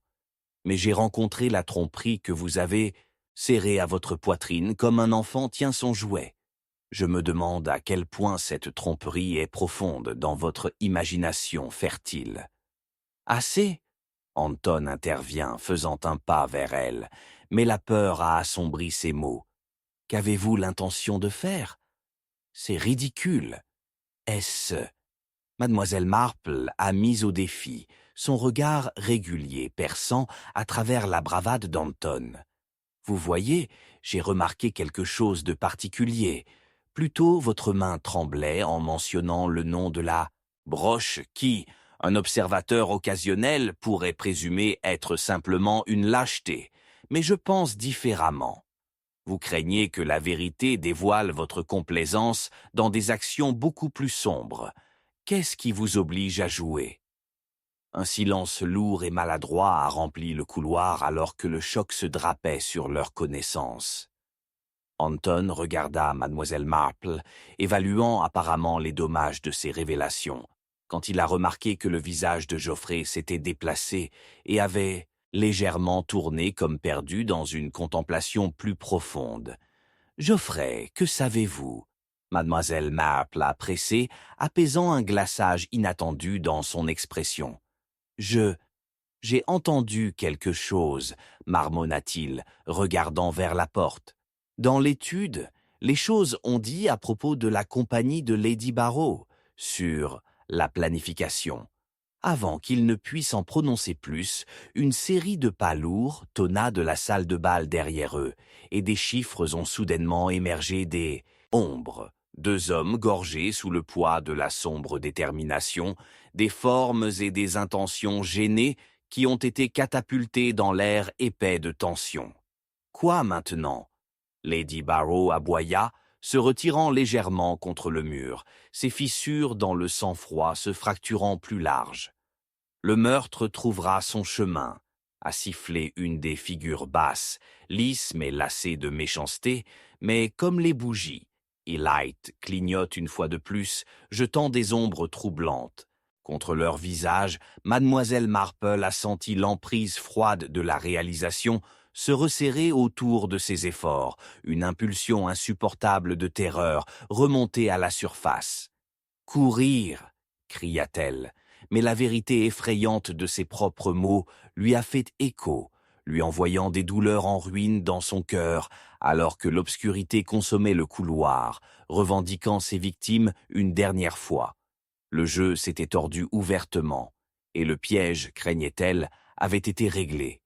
Un accident tonitruant a éclaté, et avec lui, une réalisation effrayante lui a présumé chaque pensée. Alors que le monde qui les entoure est devenu le chaos, la clé qui conduirait à la liberté ou à la disparition était en train de freiner juste hors de portée. Une vérité se décollait sur le précipice de la révélation. « Miss Marple, descendez !» cria Geoffrey, alors que le rire dansait au milieu du chaos qui a suivi. Dans les profondeurs, sous le choc du désespoir, leur sort se balançait de manière précaire, au bord de la découverte. Chapitre 11. La note finale. Un rugissement assourdissant a brisé la nuit, alors que la fenêtre se brisait, la pluie battant dans le couloir comme un spectre non invité. L'arôme amer de la terre humide se mêlait au parfum acride de la peur, saturant l'air tandis que Miss Marple trébuchait, son cœur battant. Juste au moment où elle a repris sa place, une silhouette a plongé à travers les restes du volet éclaté, s'effondrant à ses pieds au milieu d'une vague d'éclats de verre. Un cri, gargouillis, a échappé aux lèvres de la figure. Un plaidoyer désespéré pour obtenir de l'aide qui résonnait à froid contre les murs du manoir couvain. « Geoffrey !» Lady Barrow a crié, se précipitant vers l'avant. Mais l'homme était immobile, ses yeux sans vie, les restes d'une rencontre sombre qui persiste comme des chuchotements spectraux dans l'atmosphère oppressive. « Il est mort !» La voix d'Anton se fissure, tremblante entre le choc et la terreur naissante, alors qu'il tombait à genoux à côté d'eux, Son compagnon tombait. « Restez en arrière, nous ne devons rien déranger avant », commença mademoiselle Marple, mais sa voix s'estompa dans le silence troublant, noyé par le rythme constant de la pluie et le tampon implacable de son rythme cardiaque.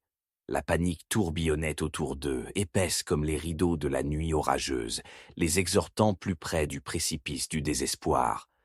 Pourquoi quelqu'un voudrait le tuer?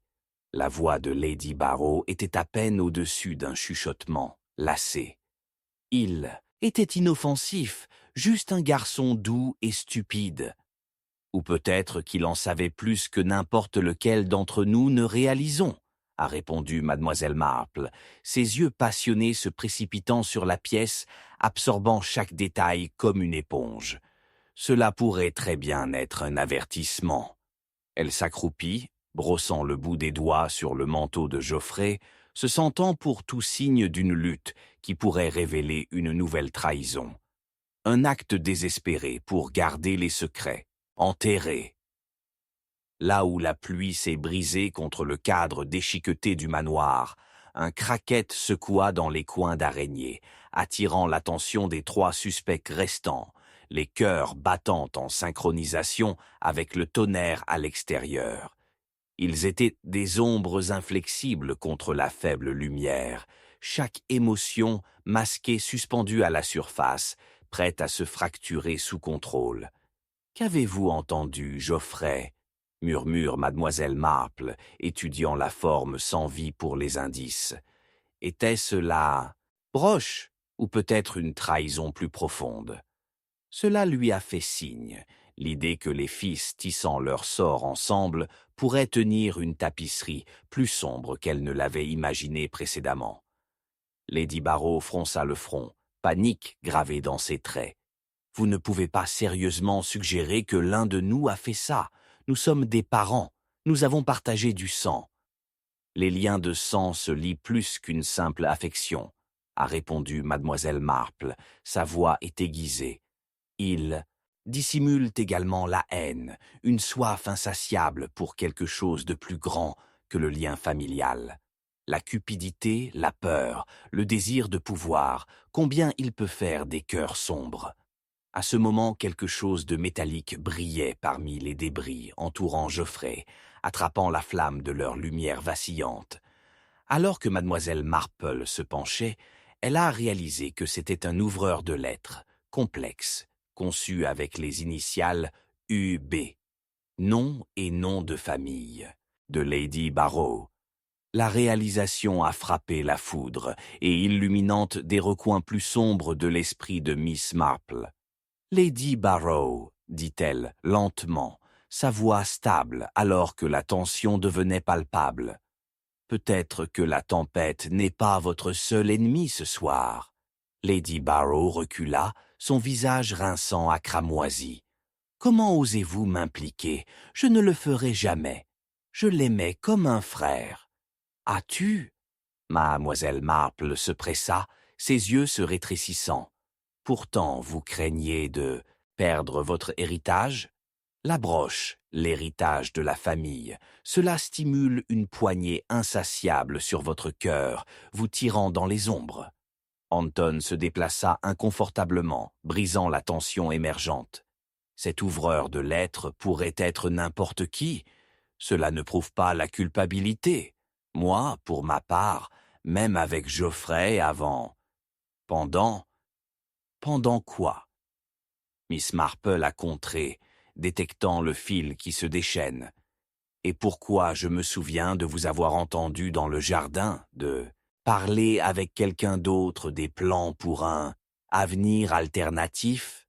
Il ouvrit la bouche, puis la serra, tandis que ses yeux se retiraient à Lady Barrow, la panique clignotant sur ses traits. Plan, retard, bégaya-t-il, seulement si elle a accepté. Mademoiselle Marple se redressa, son esprit tourbillonnant avec les idées qu'elle a tenté de tisser ensemble. En effet, quelque chose de plus fort vous lie ensemble, une force démentie par l'affection. Les promesses chuchotées et les peurs cachées confondant votre vie, n'est-ce pas? Soudain, la porte derrière eux s'ouvrait, envoyant une rafale de vent se précipitant dans le couloir, et une silhouette camouflée est entrée, une silhouette rétro-éclairée par la fureur déchaînée de la tempête. « Arrêtez-vous où vous êtes !» cria mademoiselle Marple, se positionnant instinctivement devant la phalange Geoffrey, sa résolution se solidifiait. « Vous ne réalisez pas que le jeu a tourné? Nous en avons perdu 2 contre les vents de cette nuit, et je ne verrai pas une autre âme étouffée. » « Je ? Oh, ma chère Miss Marple !» La silhouette chantait, avançant, les ombres vacillantes révélant leur sourire tordu, un sourire narquois qui a tordu la peur autour de la pièce en panique. Le match vient de commencer. La peur s'est accrochée à Lady Barrow et Anton alors qu'ils échangeaient des regards, la réalisation naissant dans l'horreur gravée dans le sourire de la figure. Que savez-vous de la broche, du sort de Geoffrey? Quel jeu, en effet? Sans attendre la réponse, l'intrus a étendu son bras vers l'ouvre-lettre, attirant l'attention. Cette petite chose? Oh, vous avez tous été si délicieusement aveugles. Un simple morceau de métal, mais cela vous a tenu captif. Mieux vaut ne pas laisser votre cupidité vous consommer, chers parents. Ce n'est pas seulement la vie de Geoffrey en jeu. Oh non, ce qui est au cou est beaucoup plus grand. À ce moment-là, avec un épanouissement soudain, la silhouette a retiré un parchemin froissé de leur manteau, une note finale écrite dans un script précipité. L'encre scintillait toujours de façon inquiétante. Vous voulez voir ce qui se cache derrière ces liens de sang cachés? La panique a bondi dans la pièce, alors que la tempête à l'extérieur faisait rage sans relâche. Mademoiselle Marple a instinctivement saisi le froid qui est passé. Parmi ses compagnons, la peur se développait comme la réalité du dévoilement en cascade autour d'elle, comme la pluie torrentielle. « N'ose pas !» cria-t-elle, avançant, le cœur battant le cœur. Mais alors qu'une rafale de vent soufflait dans le manoir, il était trop tard. La figure a poussé le papier, révélant une vérité qui s'est emmêlée dans les ombres, en cascade, et à ce moment, mademoiselle Marple a senti les révélations tourbillonnant dangereusement alors qu'elle se perchait au bord de l'inconnu. Le scintillement de la lumière de la porte jette le visage de la figure en foyer, un visage qu'elle reconnaissait à partir de ses soupçons les plus profonds. Prenant son souffle, elle a réalisé que non seulement elle avait travaillé à dévoiler un meurtrier parmi de nombreuses vérités cachées, mais elle se tenait maintenant face à face avec une obscurité prête à les engloutir tous. Laissez le jeu vraiment commencer, se railla la figure, l'air rempli d'effroi incontournable, et tout aussi rapidement les lumières clignotent, une fois de plus, les plongeant dans l'obscurité alors que la tension invisible se profile comme un signe avant, mais inquiétant. La bataille pour la survie avait transformé une danse impitoyable, chaque étape offrant un péril, chaque moment s'est tourné dangereusement dans le tissu de la trahison. Chapitre 12. Écho de la vérité. Un cri de sang a tranché la nuit, gelant l'air chargé de tempête, comme la lueur d'un couteau enregistré dans la lutte aux chandelles vacillantes. Le son effrayant de la colonne vertébrale faisait écho dans le couloir décrépit, le cri lugubre d'un fantôme mourant se retirant dans l'ombre. Le cœur de mademoiselle Marple a battu sa cage thoracique, un rythme sauvage de peur et d'urgence qui le traversait alors qu'elle se dirigeait vers la porte. Les restes de la tempête à l'extérieur se battant avec l'énergie chaotique à l'intérieur du manoir.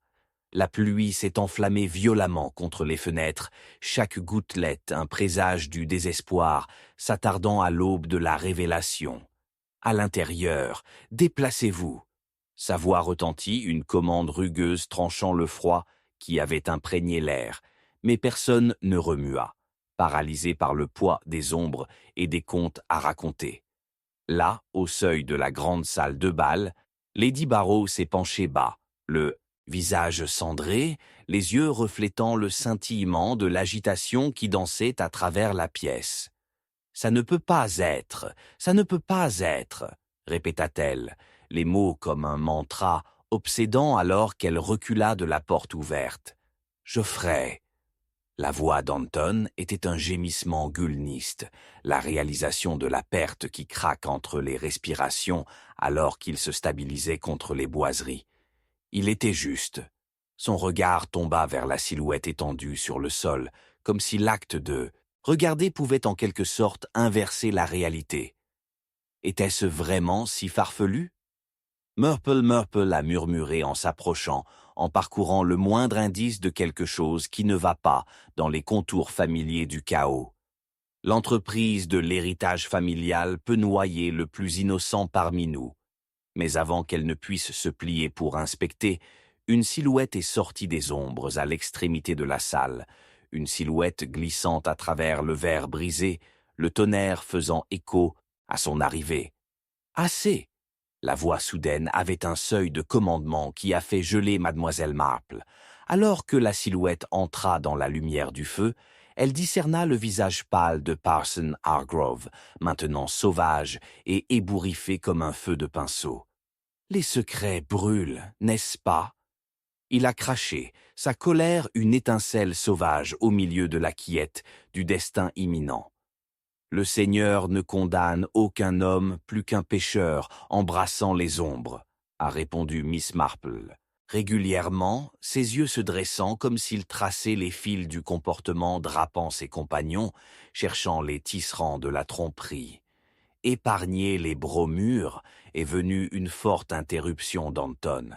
Besoin que nous nous livrons à un discours juste tandis que Geoffrey est sans vie. Au moins, permettez-moi de mener mes flammes de conscience. Parson Hargrove s'est lancé, avançant vers le cœur du rassemblement. Vous parlez comme si cette tragédie était un destin aléatoire, mais vous ne voyez rien de ce qui se trouve en dessous. Mademoiselle Marple a noté la fissure dans sa façade, une peur ancrée bouillonnant sous une indignation juste. Quelque chose pèse sur votre esprit, Parson. Les secrets peuvent réclamer un lourd tribut, a-t-elle dit doucement, permettant à son regard de s'attarder sur lui. Peut-être que le vôtre est plus étroit qu'il n'y paraît. Mais avant qu'il ne puisse répondre, un scintillement a attiré son attention. Le remnant TS de verre, brisé reflétant une faible lumière qui a momentanément révélé un bout de manchette ensanglantée, des insignes en relief, MB. Le souffle de mademoiselle Marple s'est pris dans sa gorge, tandis que les morceaux cliquaient en place. Marble, les mêmes initiales, sont des ressemblances révélatrices, n'est-ce pas, Anton? Que veux-tu dire? Lady Barrow balandia, sa voix tremblante mais soutenue avec une soupçon d'amertume. Les mots sont venus plus vite qu'elle ne pouvait comprendre. Une urgence bouillonnante qu'elle ne pouvait pas contenir. C'était un garçon de bonne nature. Comment pouvait-il... Bonne nature? Mademoiselle Marple a brusquement intervenu, notant le tremblement de la voix de Lady Barrow, chargée de quelque chose de plus profond sous la plaisanterie. Précisément pourquoi il est devenu une cible, n'est-ce pas? Un enfant dans un jeu joué par des Giants.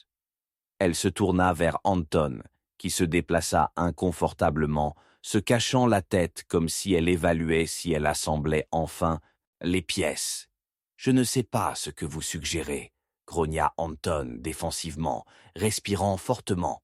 « Je n'avais rien à voir avec ça. » « N'as-tu pas? Quand la confiance est un océan, sur quelle marée dérivez-vous? Et soulever une pierre donne maintenant des vérités lourdes, des voix trempées dans le sang de ceux contraints par l'héritage, non? » Le sang-froid de Lady Barrow a commencé à s'effondrer alors qu'Anton recula davantage sous le contrôle du regard inébranlable de Miss Marple. « Vous n'avez pas le droit d'inciter le doute, mademoiselle Marple, » siffla-t-elle, le désespoir grinçant ses dents. « Mais n'est-ce pas? » Mademoiselle Marple a répondu avec un calme inébranlable. « Vous craignez de tout perdre, n'est-ce pas? La broche, un témoignage de l'héritage, et peut-être le motif même de faire taire Geoffrey, qui a trouvé la vérité menaçant votre compréhension de l'héritage. Pourtant, le mensonge doit se dérouler quelque part. » Pendant qu'elle parlait, le sentiment d'effroi s'épaissait, la tension ricochent contre les faisceaux chargés d'araignées au-dessus. L'air craquelait à nouveau comme une charge électrique attendant d'éclater, alors que soudain, la lumière clignote de nouveau de façon inquiétante. Assez. Où est la sécurité de notre passé? La voix du pasteur était désormais fissurée, urgente, alors que les murs se rapprochaient visiblement sous le poids des secrets lourds menaçant une exposition. Mademoiselle Marple s'avança, son cœur battant en cours de course alors qu'elle déchiffrait la tapisserie tordue tissée par leurs accords et leurs trahisons, des threads qui semblaient maintenant resserrés cruellement autour de leur gorge. Pourtant, quelle est la sécurité lorsque le sang peint la tromperie? Car c'est là que réside la clé pour démêler la vérité. Un fil final et notre obscurité devient éclairée. Mais aucun moment de clarté n'a pu adoucir les bords effilochés qui se déchaînent autour d'eux, alors qu'un son a brisé le tumulte, un halètement pointu suivi d'un silence. La porte qui avait été entravée dérivait vers l'intérieur sur des charnières grinçants. Le fondement du manoir semblait vaciller, la tempête à l'extérieur reflète désormais entièrement leur mécontentement. Alors que mademoiselle Marple se tourna vers la porte, son estomac tombait. Une inquiétude anse d'une appréhension grimpa sur sa colonne vertébrale alors qu'elle était témoin de l'ombre rampante, au seuil de seuil au-delà du seuil, la laissant avec un sentiment de prévision indubitable. Geoffrey n'avait pas été la seule victime du passé. Ils étaient tentés par des échos, et elle s'est retrouvée avec une réalisation écœurante que les ombres ne s'étaient jamais estompées. Alors qu'une silhouette entra dans la piscine de la lumière, elle haleta, son souffle à l'attelage, la révélation indescriptiblement puissante. Mais ce n'était pas seulement une figure. Quelqu'un d'autre était sorti des profondeurs sombres de la conspiration. La vérité était sur le point de les embrasser tous. Miss Marple, parlait la silhouette, la voix froide comme l'emprise de l'hiver. Vos déductions étaient intelligentes, mais le savoir n'est que le début. Jouons. Et à ce moment-là, l'air s'épaississait. La tempête à l'extérieur rugit de colère, la laissant saisir la gueule bouillante du chaos alors qu'elle bâillait largement, prête à avaler tout. Le jeu n'était pas simplement en cours, c'était une tempête venue réclamer son prix.